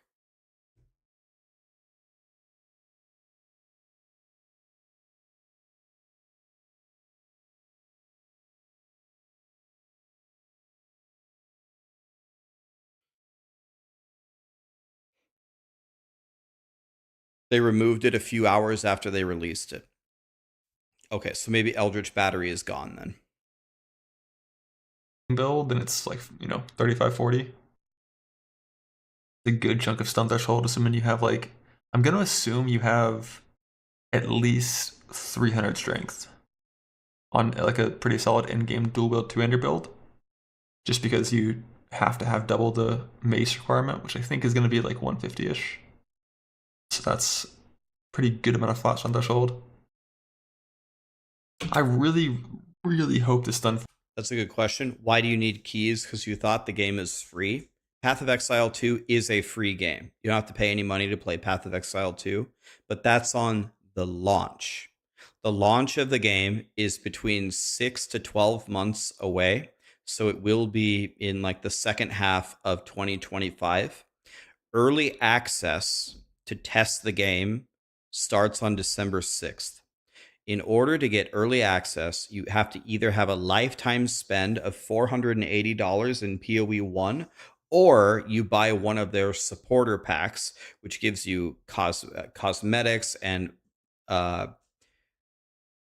currency to buy stash tabs or more cosmetics on their shop, and it gives you the access. So the cheapest cost there is $30. The keys that I'm giving away are to play the early access. If you don't want to play the early access, the game is free. formula is different in POE2 to be like a little bit less punishing at Size low system chance, just gifted at like low 10 damage values. memberships. Thank you so much, my Melee friend. I damage in full appreciate life, you. attack speed if you haven't attacked recently. That's dog Thank you, shit. Alvin. What's the Yeah, we problem? gave away all of yours Melee earlier, critical and I hit gave you chance, credit. 20%, and it's a notable. That is such a low number. So many ways to invest in your characters, like defense and recovery and stuff. Well, she hovered over that region notable on the left. I'm Wait, curious. did Ben say that's a low Recovery number? and stuff. Such a low number. So 20%. So increased is... So more is the stronger one, right? More would just be adds 20 to the value. And increased means you take your critical strike chance, divide it by 5, and add it to your critical strike chance. Right. So 5% would be 6. Right.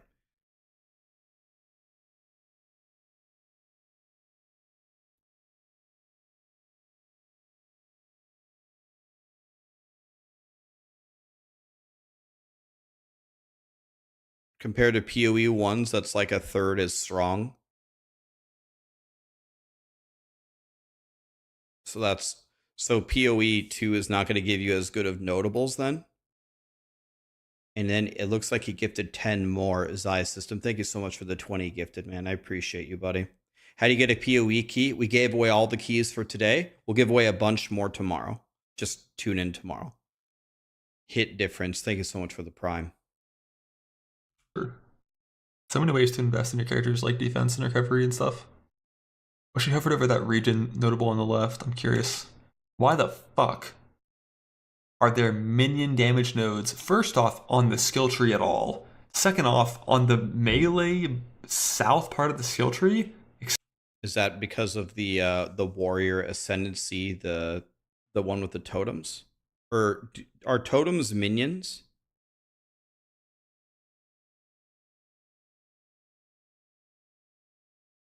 No, totems are not minions. Huh, okay, if they aren't minions, then yeah, I actually don't know why this is down here, because the real minion build is the witch, right? Excuse me? God, minions need to, like, in my skill tree, 5%. That's a lot. Is that the same wording as POE1 block? Is it increased chance? Or is it plus number to chance? It's plus 3% chance.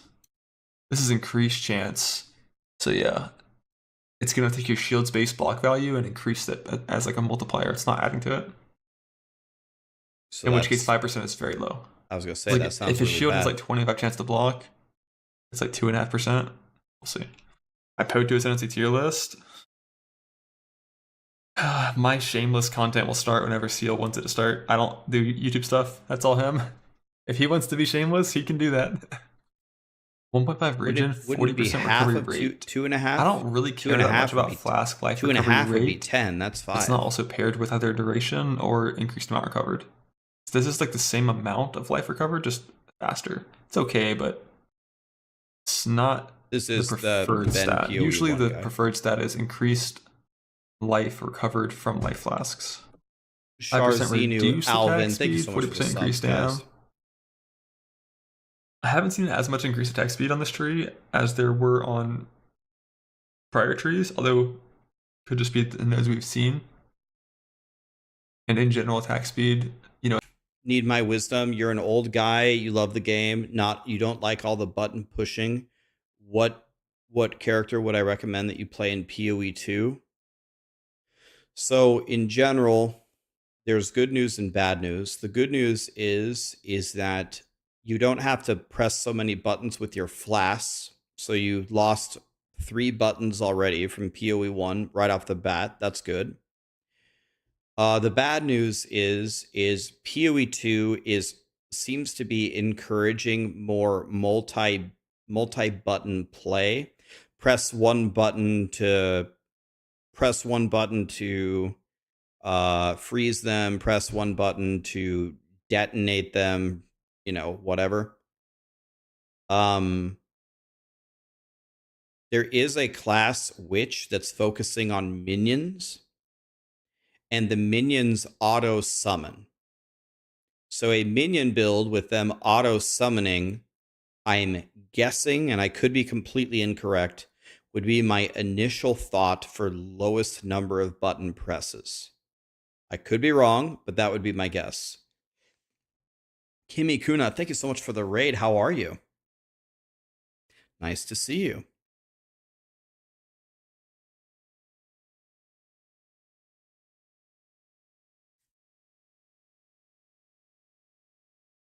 What's up, guys? We're watching Ben analyze the skill tree to see what he thinks about it.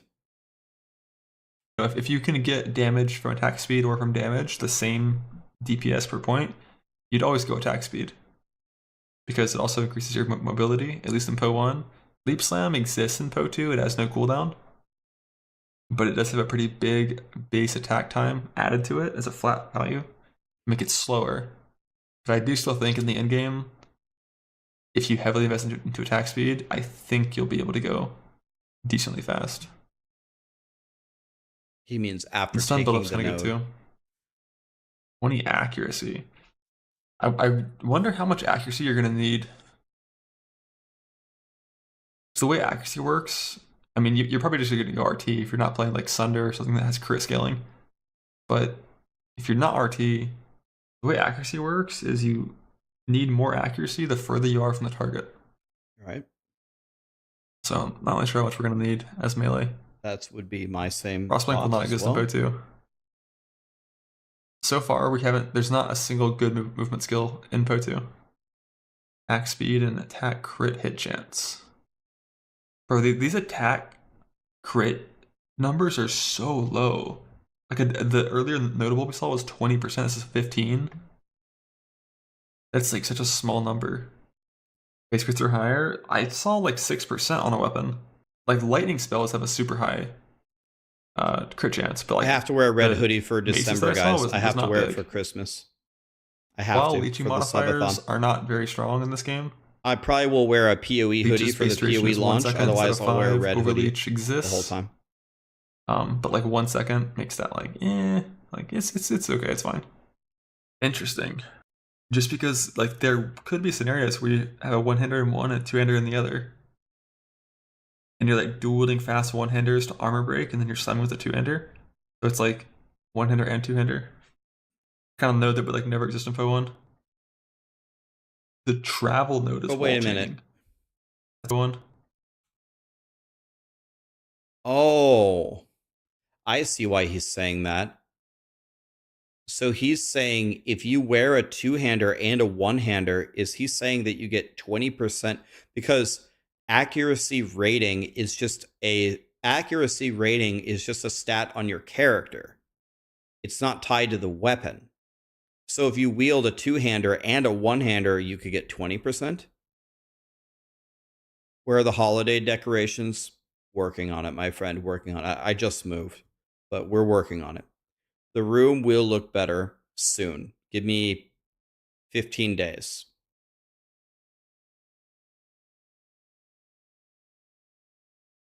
Is accuracy for spell damage now? As far as I know, no. Spells cannot miss. Chat can correct me if I'm wrong. Spells cannot miss. Gary, thanks for the membership, man.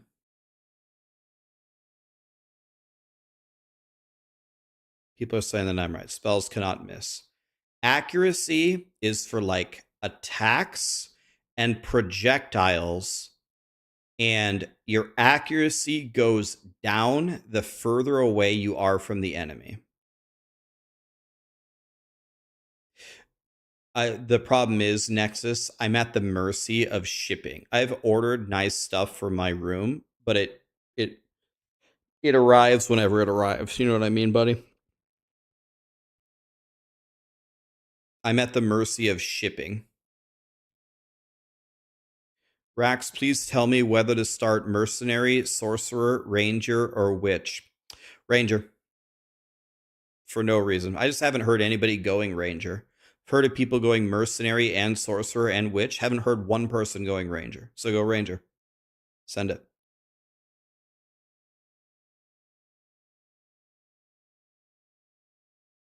It's only for attacks, and it only affects projectiles if the projectile is from an attack.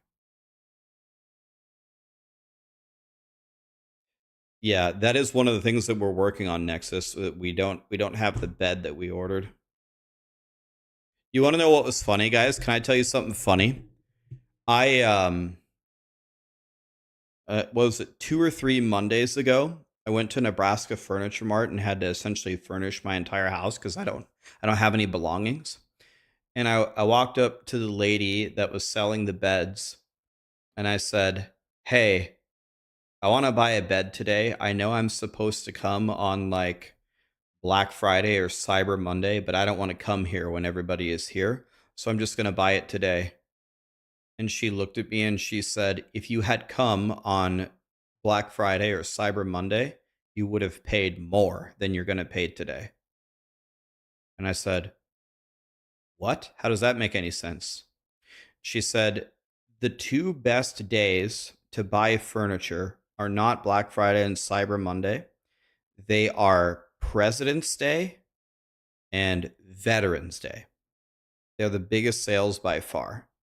And do you know what today is?" And I go, "No, but I have a feeling you're about to tell me." Veterans Day. I was like, yes! So I accidentally went to buy furniture on the biggest sale of the entire year. So I first of all, I apologize to all the veterans for not remembering what day was Veterans Day. I accidentally got the best deal of the year. It was great. It's like 1-hander and 2-hander. Kind of node that would like never exist in POE1. The travel node is wall chaining. That's kind of wild. Wall chaining is super strong with certain skills, and like irrelevant with different skills. Bro, there's fucking minion nodes on Duelist side. They've got all kinds of nodes everywhere because of how much more unique like characters can be and how less needed life nodes are. There's like all kinds of shit on like every part of the traits. Looks like. I wouldn't be surprised if you do want these kind of nodes, especially with those travel nodes being so good at 4%. Just because you have to kill every single rare in every single zone now. God, the crit values are so low. But those crit nodes are like 8% travel. Base crit's only higher on like daggers. On a lot of the other things, it was still. Yeah, but even looking at the title of this, notable, I assume Ben is going to go melee. I could be wrong. Doesn't Ben usually play melee? And again, like you said earlier, I'm not sure how valuable this accuracy rating is going to be because it's like it even says shot on the title for like ranged. But then if you look at the rest of the node, the way to gain critical hit chance is so low. And I feel like the accuracy rating nodes are a little bit better than critical strike chance. I'm really not sure. Like, this is very far. And this is on like the bottom right corner of the tree, right? I don't know. This doesn't seem. I'm even trying to understand. This doesn't seem like crazy good, is it? Like, I don't like. It seems terrible for melee, and it seems honestly not that good for ranged either. But I could be wrong. It was like super low still. Yeah, but what he's saying really makes me not want to even think about crit on 2-handed maces. Yeah, I mean, Like I RT agree for with sure. what Ben is saying. Unless you're going Sunder. Base multi is 100% now. Yeah, instead of 50%, it's 100%. But like Sunder, you don't need to spec into crit chance because the whole point is you armor break and then Sunder and get a guaranteed crit. I haven't decided starting class yet. I'll this try, is the good maybe stat try to figure it out by tomorrow. from Blast Recovery. That's the good stat. Let's see what the notables are. Just sustain. So you only have 1 life blast now, and it consumes, last we saw, 10 charges by default, which means, what is that, 25 seconds? To give you an extra charge. On long boss fights, not terrible. And that travel node was an extra every 0.1. I assume the bottom travel node's the same thing. So that whole bottom part of the wheel would give you like every like What is that? What is block recovery? Is that after you block, you're put in hit recovery, and the amount of time that you can do another action or something? What is block recovery? Or is recovery the... Don't you have like a bar where if it breaks, like you're staggered? Is it the recovery of that stagger bar? Or...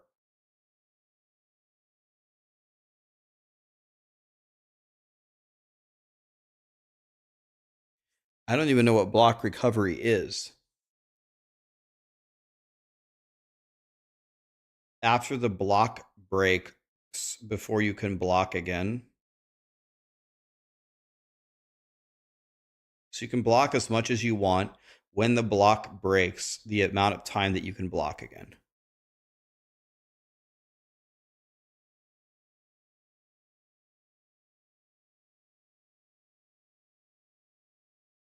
Okay. what, 18, 16 seconds or so? 15 seconds? The flash charge, that's pretty good. If like your build sucks and you're getting dumpster by the bosses and they take forever, and you have no recovery outside of flasks, very good. Ideally, you don't need those points because you can roll that same mod, like gain charges per second, on the flask itself. And ideally, that's enough. We'll see. Do not wear a shield. Wear two two-handers. Some wed nodes and a big old pen node. One difference with pen can no longer go negative in POE2, from what I've been told. That's why all the pen values are higher. You cannot...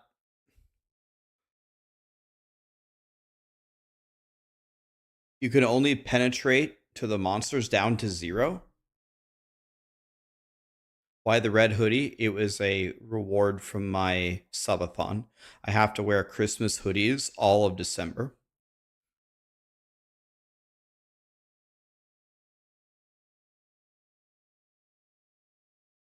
But can't the player have negative resistance?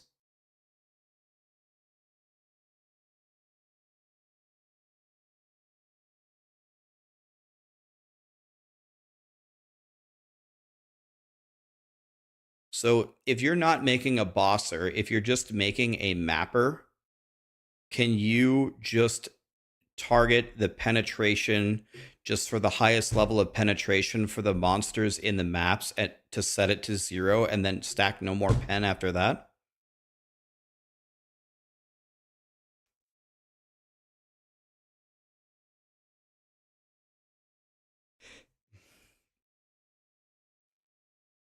You can only pen to 0, but you can lower below that with other things from what I understand.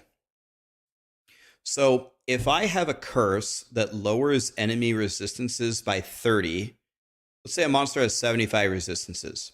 If I have 75 pen and I have a curse that lowers their resistances by 30, does the pen apply first and then the resistances bring them to negative 30? Or can the monster never go lower than 0?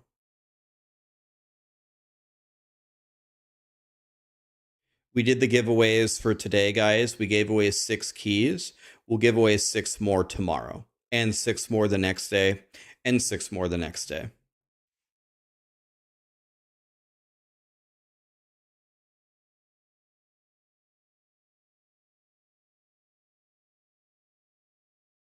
The curses apply first in POE1, but we don't know about POE2. Okay. Brian, thanks for the membership, and Gary, you as well. Guess they bottom out at 0. During a flask effect, substantially worse than it used to be. His charms probably just aren't flasks at all. And you just have the 1 life, 1 mana pot, not utility flasks. You're using a lot of crossbow shots that have to reload after every single shot because they're fucking rockets, not crossbow bolts. Probably good. If you're using things where you're shooting like 14 shots and then reloading, less good. Either way, if you're using a crossbow, you're going to use that, I'm pretty sure. Dude, Pierce is way harder to come by in this game. Like, that is a chance for one Pierce with a conditional as a notable.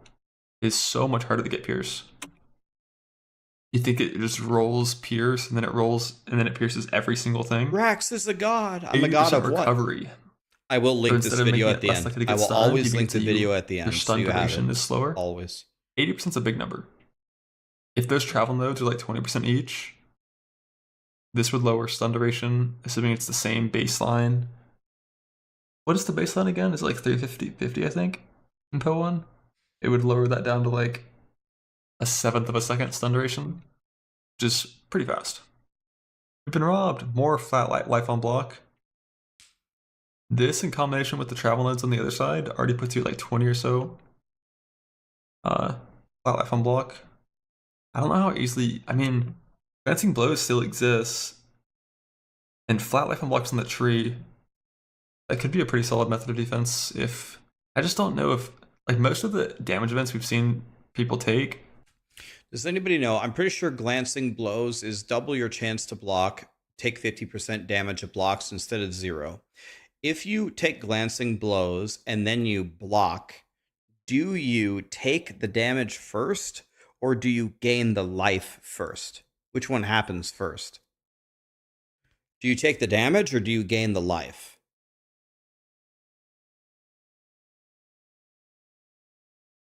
Rax is the god of ARPGs. I wouldn't say that, my friend. The god of ARPGs is the guy we're watching right here.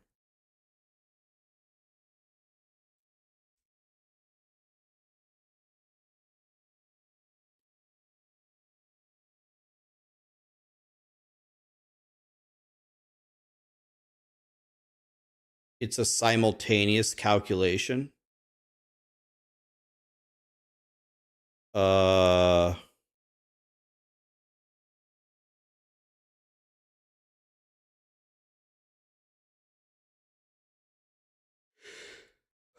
It can't be simultaneous, can it? One has to happen in it has to have an order, can't it? It doesn't say reduce the damage of the hit by 10. It says that you gain life. So it either has to give you the life first or give you the life second, right? It can't be simultaneous. That might matter. Maybe I'm being way too nitpicky. But in other ARPGs with stuff like this, with like conditionals on conditionals, the order of them sometimes makes a huge difference. They're just so much bigger. Like less monsters, less shit on your screen, less proj, higher damage numbers. It's been like a pretty common trend. So armor with some extra stun threshold. 50% of base armor also added the stun threshold. I think that's going to be a lot of stun threshold. And you're going to like that if you're an armor stacker. It'll help you actually feel like you're tanky. And not getting stunned by pebbles. So against crits, your armor value is just doubled. A decent method of mitigation against physical and fire damage from crits. But also crits, I assume for monsters as well, are also baseline double damage now, instead of 30% more damage now. I mean, isn't this extremely good? I'm confused. If you're going for any kind of an armor build, which I'm guessing a lot of these are armor and I'm guessing blocking, isn't this really good? Double your armor against crits? He has the voice like Rainbolt from GeoGuessr. I could see that. Absolutely, I could see that, yeah. You've been trying to get Liquid Rainbow in D3 for 112 rounds, haven't even found the guy. That's very unlucky. They buffed the drop rates as well. Defending with 200% armor is always going to be good for any high armor build. It seems really good.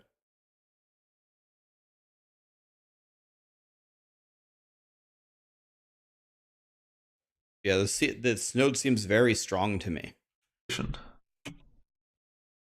Stun threshold, 3% life. What? What? So like a little bit of life in combination. The prior node was no travel life, right? It was just stun threshold. Yeah, so 3 points for 3% life, and then stun threshold. You also want stun mitigation, definitely worth taking in hardcore. But if you don't care about stun mitigation, then it's questionable value. Making it easier for you to stun. A big ol' armor break whenever you proc heavy stun. That seems really good. If you heavy stun a lot. Because you can get increased.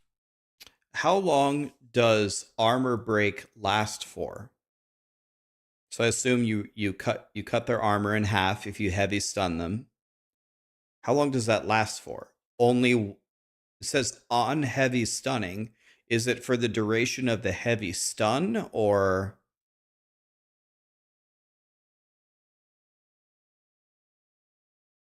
are certain stash tabs more useful, or should I just buy them all? Oh, certain stash tabs are way more useful. The mapping tab, the currency tab, and a quad premium tab, I think, are by far the best. Mapping for the end game, currency for the entire game, and then a quad premium tab gives you a gigantic tab that lets you trade from. I think those are the 3 tabs that you really want to have to play Path of Exile 2. Quad premium, currency, and a map.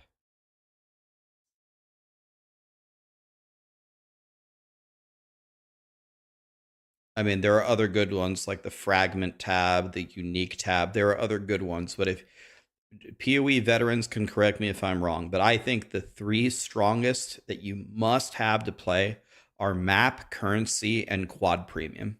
You could just get a regular premium tab, but it's pretty small. Like, you won't be able to trade as much.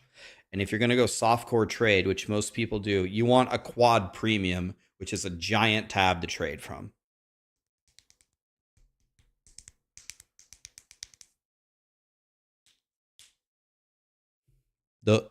Those have way higher value than the other ones. Increased armor broken and just make it so this proc is 100%. The downside of blood magic is way less than it used to be. Because you no longer give up reservation. So if skills cost removes all mana, skills cost life instead of mana, and you don't give up your reservation because reservation costs spirit. If you actually have strong recovery from Regen and Leech, no problem at all taking this. I haven't seen Mana Leech anywhere in the game except for on a support gem so far. We'll see. But like, because you have a forced life flask, you're already going to have a pretty good amount of mana related sustain. And if you ever need more than like more than that mana pot, like hopefully it's not too hard to come by, but if you're melee, this is always an option. So assuming you have good leech stuff. Fucking minion nodes again, man. 5% reduce movement speed, 2% regional stationary. If you take this node, I will ban you. I was gonna say.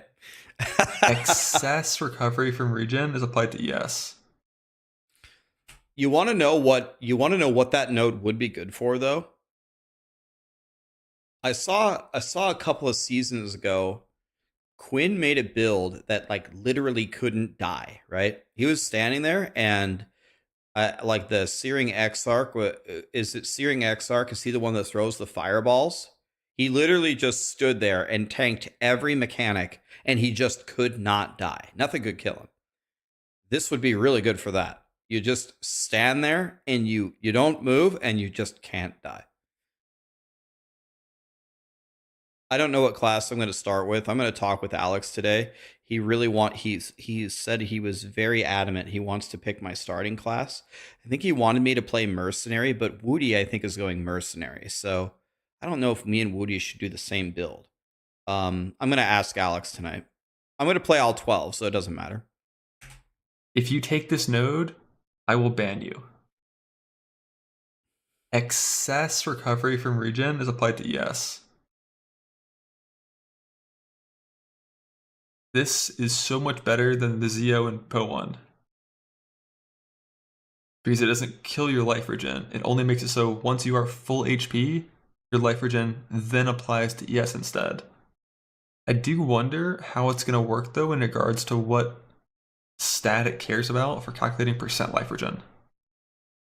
Like if I have 500 life per second from life regen, but I only have 22 ES. Once my life fills up, am I going to recover that ES at a rate of 500 per second?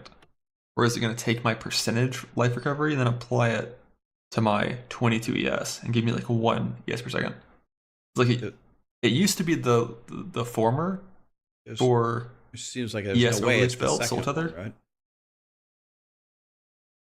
But then they nerfed it and made it the latter in 3.14. It takes the percent of your life recovery in excess per second and takes the percentage of that relative to your life and only gives that to you as energy shield. That sounds fucking terrible. We better pray that it's the first calculation. The second one sounds terrible. Tremors, thanks to the prime. But the wording of this makes me think it's going to be the former. That's exactly how I read it. Yeah. As a flat value instead of as a percent. That's exactly how I read it. I'm sorry, but it's like I still just keep thinking about it. Like why do minions exist? Fuck. So the combination of old glancing blows being back and life on block being kind of accessible and a lot of flat values on gear and the guaranteed block shield holding up thing seems like it has some potential. So one thing that I learned yesterday from watching Dream is endurance charges and power charges and frenzy charges and POE2 don't give you anything inherently. You only stack them in order to consume them with other skills. So that's why this node requires you to consume the endurance charge here. So if you're constantly building endurance charges and dumping them, you could get significant heals every time that you do that. This would also potentially let you sustain on a pinnacle boss if you ran out of flask charges. But like, I think I would only consider it if I was playing like the Titan's Grip thing and then doing two-handed plus shield. But with these dual skills looking so good for offense with dual wielding big two-handers, like fuck wearing a shield, man. That's cowardly. Like the best I've seen so far is this little like magma stun block thing where you active block, and if you block within 0.5 seconds, you'll get an endurance charge and like trigger some lava bullshit. So you could, and it has a 3/4 second cooldown. So you could, if you're getting hit a ton, you could active block, cancel, active block, cancel, active block, cancel, and get like 3 endurance charges in like 3 seconds or so. And then you rip like a seismic cry, which would consume all 3 endurance charges at once, I think, to exert the next 4 attacks. That's not as good because it's not using 1 endurance charge per attack, staggered, it's like all at once. But that would give you a way to rapid fire consume all endurance charges. So if you just passively just had like 5 sitting there always, instead of using your war cry as a damage thing, you could use it as an oh shit button that just is like a snap healing you for like half your HP. Which could be kind of neat if recovery's hard. But I would want a better source of endurance charge generation if I was going to use them that way. I wouldn't want to have to active block and all that shit for that.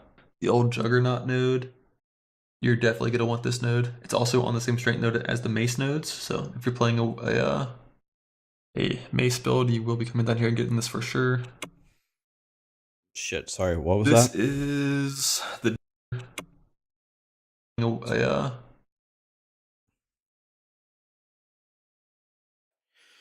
0.5% of physical damage prevented from hits in the past. What in the world does that mean? Thank you for the 4 months. The Barbarian.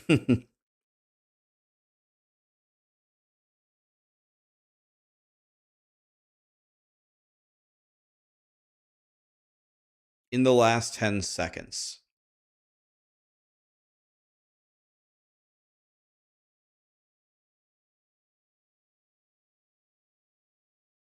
I still don't understand how it works. How would this work? You get healed for that taken damage. You had 1k of damage in the last 10 seconds. It got reduced by 90% to 100 damage. You would recover 900 life per second. All right, I got to think about this. If you have taken 1000 damage in the last 10 seconds, it got reduced by 90% and you took 100 damage, you recover 900 life per second. 0.5% of physical damage prevented from hits.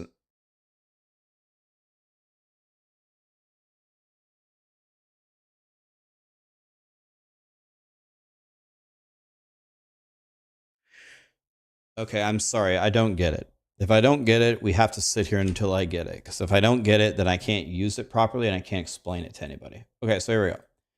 I took 1,000 physical damage in the last 10 seconds. My character prevented 900 of it.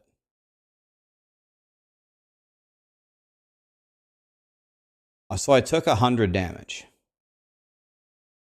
This says 0.5% of damage, physical damage prevented.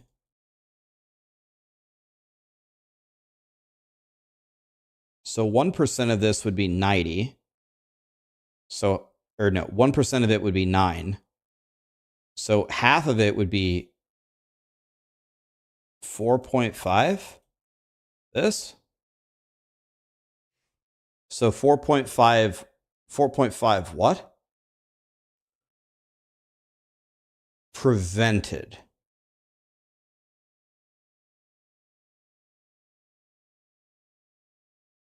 So what does that mean? So does that mean I get healed for 4.5 or the 100 damage is reduced by 4.5 or something?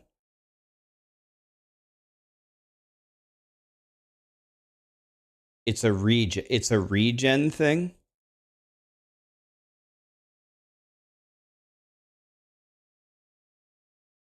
Okay, so that's kind of, if Path of Exile wants to make this a little bit more user friendly for new players, I have no idea.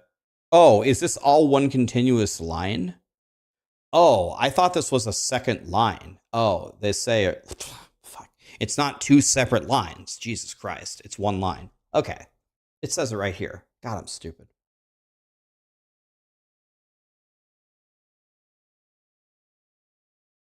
Okay, God, I'm fucking stupid, man. I thought it was two lines for some reason. Hey, Mace build, you will be coming down here and getting Going this for straight sure. to hell for that one. This is the Dex part of the tree.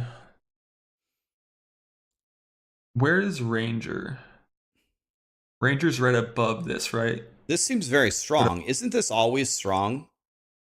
Whenever you convert physical damage to another element, even a random element in the endgame, isn't that always good? Because you can never get your physical res as good as you can the elemental res.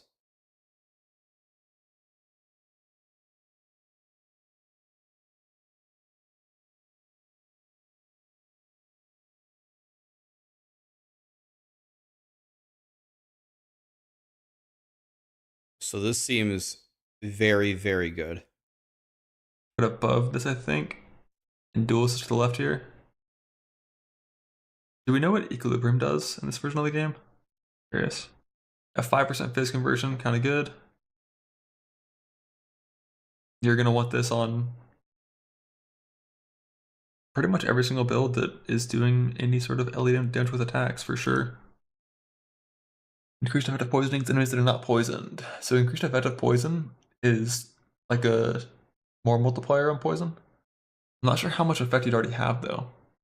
Like, I assume there's someone like travel nodes and whatnot. Don't do And it, poison, Ben. I watched Ziggy D's video. His poison was doing nothing. I think has like 5 stacks nowadays. I don't actually know what the number is. I don't think it's 1. I don't really know how poison even really works nowadays. I know it has a cap. So the only thing I think I know about poison is poison does chaos damage, right? Did I see Moxie's video on poison? No. Is Moxie's videos good? We're gonna have to watch that one next.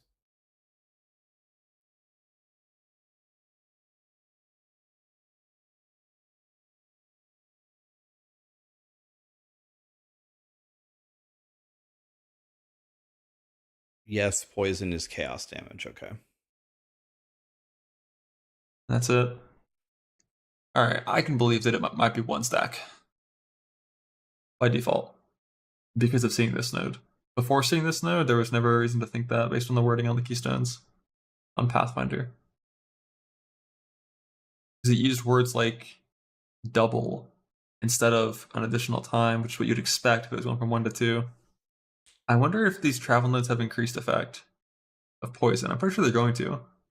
And that 20 reduced is like nowhere near as impactful as you'd expect if you already have some other sources of increased effect. One thing I do wonder, there's no way it works this way, it'd be super OP. Does this make it so dodge roll can evade all hits? That would be so broken, it won't do that. But it'd be funny if they fucked it up and didn't realize. So the way that monster damage works in this game for hits, there's no longer a distinction between attacks and spells, or none of the above. The way it works is there's 2 hit types, avoidable and not avoidable.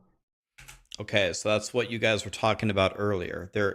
For something coming into you, it's not attack and spell, it's a hit, or an avoidable hit and an unavoidable hit. That's what you guys were talking about earlier. And an unavoidable hit is a big ass slam or an AoE, right? Big ass red slam or an AoE.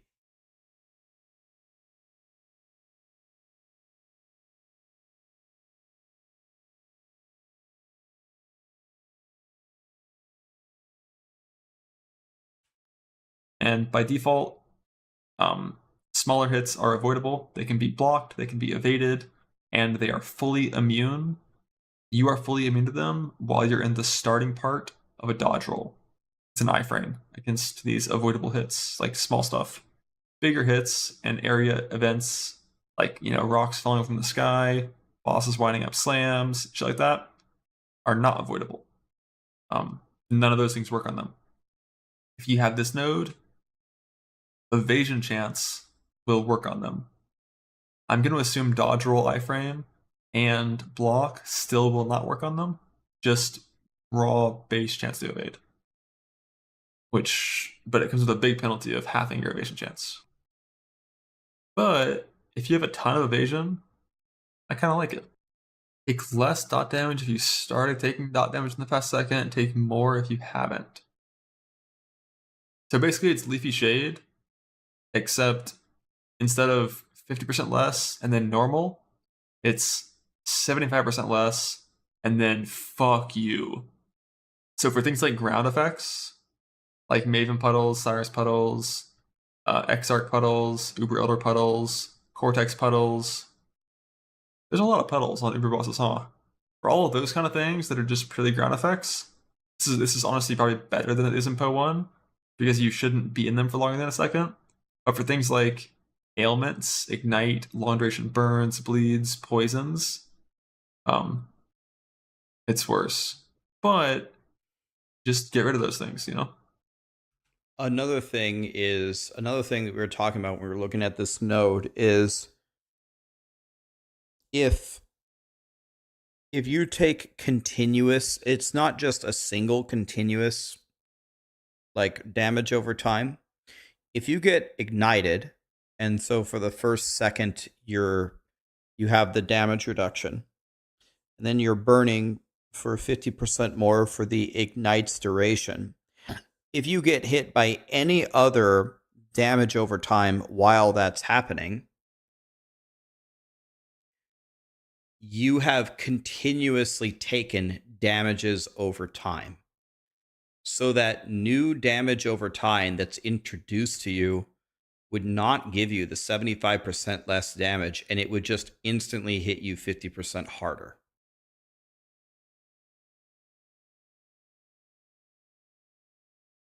But if, as Ben said, if you could cleanse it instantly before the next one hit you, then it would be good.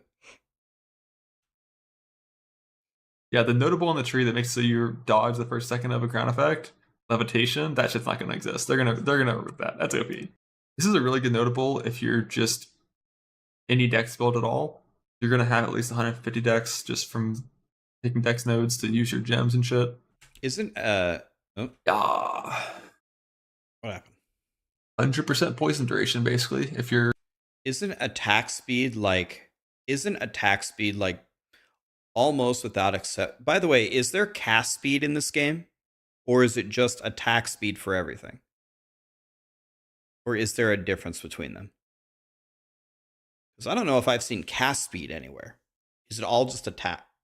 It is still there. Okay, but isn't attack speed like almost bar none like the best skill or the best stat like that, and potentially cooldown reduction? Because just attacking faster lets you dodge stuff better. It potentially lets you build ailments faster. It lets you obviously do more damage. It also works for a lot of your mobility things.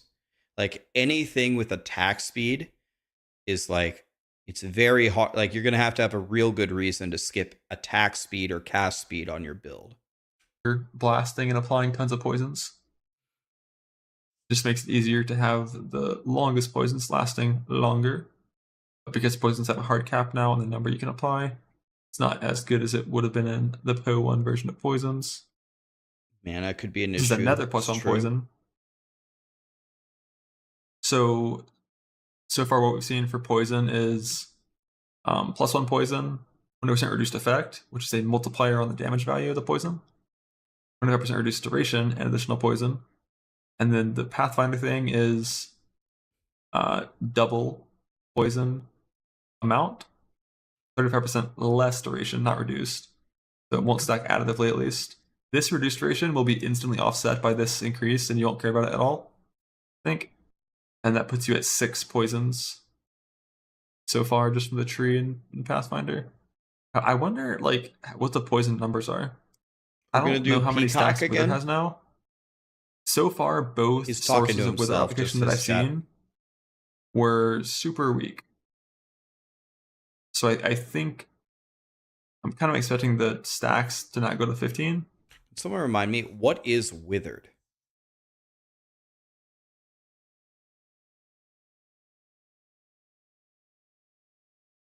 Is withered like more poison damage or more chaos damage? Lower chaos res. Okay. Lower chaos res. Okay. I think it'll be less. Or maybe it's only 1. Yeah, it's possible it's only 1, but if it's only 1, this is really good. It just like applies with it to everything. One thing that's still unclear is just like, how do you poison? Because for a lot of things, poison is an ailment that deals chaos damage over time and lasts 2 seconds by default. Poison inflicted by hits deals damage per second equal to 25% of the final physical and chaos damage dealt by the hit. So when it says final, that usually means it's going to lower its damage because you have to go through all of the monster's mitigation, I'm guessing. So the damage that you dealt cut into a fourth. You deal that damage, a fourth of that damage per second. So you get 2 ticks of it by default, which means you do half of the damage that you initially dealt over 2 seconds.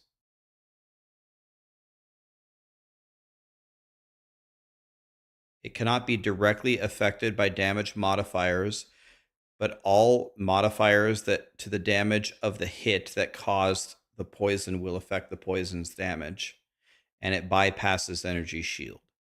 So the way that you could do more poison damage is not to just increase. Poison damage is not increased by damage modifiers. It's the damage modifiers that change your physical damage and your chaos damage, or that lower an enemy's mitigation, that give you more poison damage.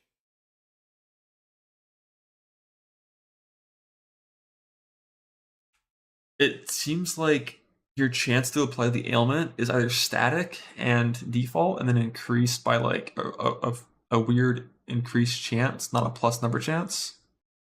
Like with the new way that poison works, it works the way you think about damage application for poison is the way you thought about damage application for tornado in POE1, because you can only hit it 20 times total. If you had a skill that hit like 1,000 times, then it wasn't very good, because you like so many of the hits didn't contribute toward the tornado. And now in POE2, poison's the same way. Like if you have 100 chance to poison, your poison lasts 4 seconds, and you can apply 10 poisons, then you want to be able to attack. What is that? 2.5 times a second. What I said. Let's say 5 second duration. 2.5 and times like a 5 second. poisons for simplicity. Then to maintain full uptime, you gotta attack once per second. And when it comes to poisons, like sustained poison DPS over a long period of time, attacking more than once per second does not increase your poison damage. But more attacks per second at the start of your ramp lets you reach your 5 poison attacks faster. So like anywhere from like 5 to 10 hits per second in that scenario would be good. But like 50, you're just like, you're not getting poison value anymore at that point in general. Blah, blah, blah. Yeah, so that's actually interesting though, because for poison damage then you want to hit like this exact attack speed. You want to hit this number of times per second, so your poisons are applying exactly, so you have the max stacks and they don't fall off. And then beyond that, you wouldn't path to attack speed. You would pack on increasing the physical or the chaos damage of the hit, or lowering the monster's mitigation instead.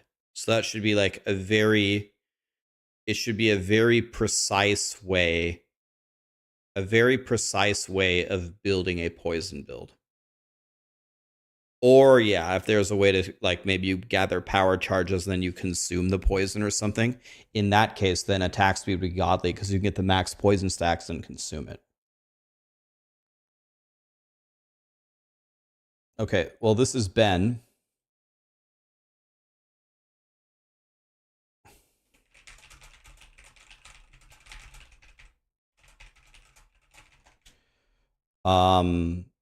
Considered by everyone to be the best player of POE1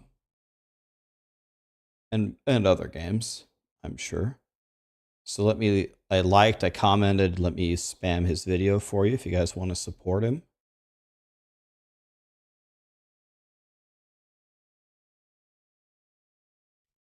So here it is for Twitch.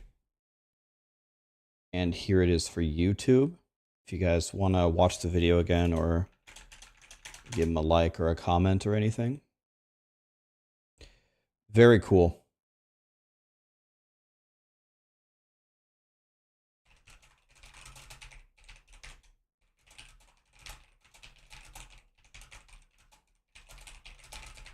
Looks like I'm getting even more POE keys, man.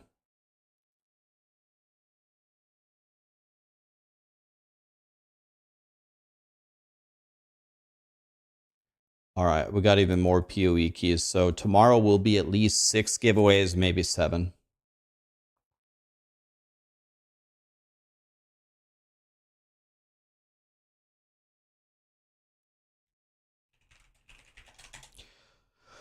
Okay. So we've done another excellent job of stalling for another day. Tomorrow we will start in POE2 again. I'm going to consume as much. I'm actually feeling, believe it or not, this is like a scary thing to say and it's probably not true, but I actually feel like I'm starting to get a grasp on this game. I keep hearing how these mechanics work so many times and I keep seeing all these notables again and again. I'm actually slowly starting to memorize all of these mechanics. And of course, I'm sure when I log in, they'll all be wrong and grinding gear games will change them. But I actually do feel after studying this for almost a week straight that I am starting to understand. Am starting to understand the game a lot better. I think it's going to help me a lot. I think the speed at which I'm going to be able to make guides now and make good builds and beat the game is actually going to be a lot faster.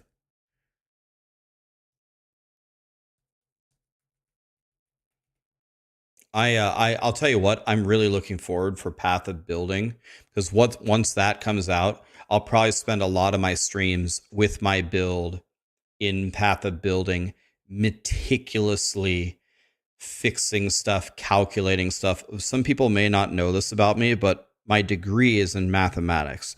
Now, I'm an old piece of shit now. I'm 38 years old, so I suck at math now. But math and stats and stuff like that, that is the stuff that I love. That's what I chose to study in school. So the moment you give me a real program that can actually calculate my effective attack damage and my effective defense, I'm just going to sit in there all day and I'm going to make the builds. I'm just going to calculate everything in there just with my happy little program. And I will be able to min-max. If I have a tool like that, I'm sure I can do a lot of great things with it.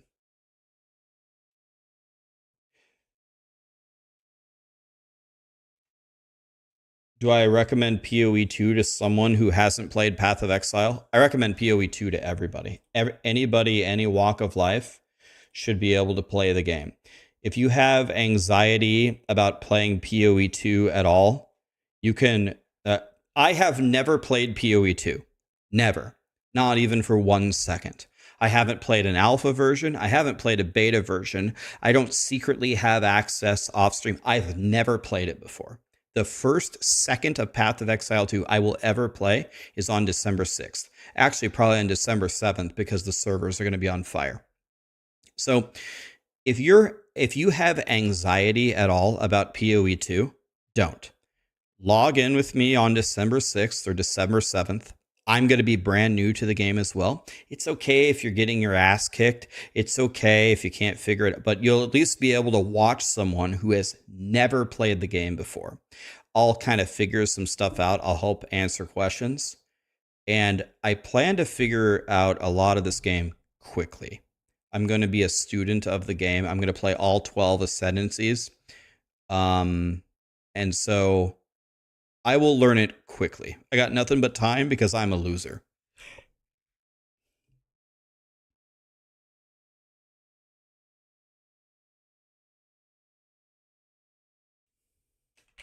Guys, tomorrow I'm gonna do tomorrow we'll do POE2 in the beginning.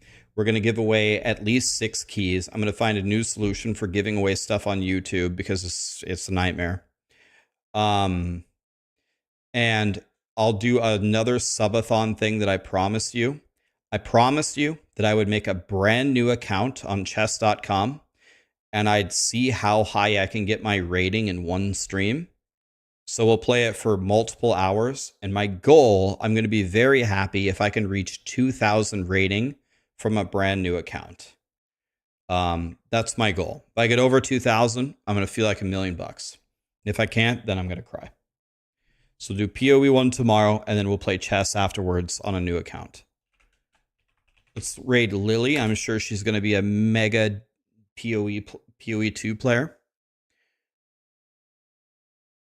That's going to be super hard. You're definitely tuning in for that. Okay, I'm going to play Bullet too, so I'm going to play at lightning speed. I'm going to play at lightning speed. Ghost Runner sneaking in some subs at the end. Thank you, Ghost Runner. Have an amazing night. Appreciate you. Thank you so much, everybody, for being here. I'm going to give away at least 6 keys tomorrow. Next key draw is tomorrow morning. By the way, I'm having a talk with Palsteron later today. I assume he's going to upload it on his YouTube. We're going to talk about, I don't know, everything. So if you guys would like to watch that, I'll link that to you as well. Have an amazing night, guys. I'll see you tomorrow.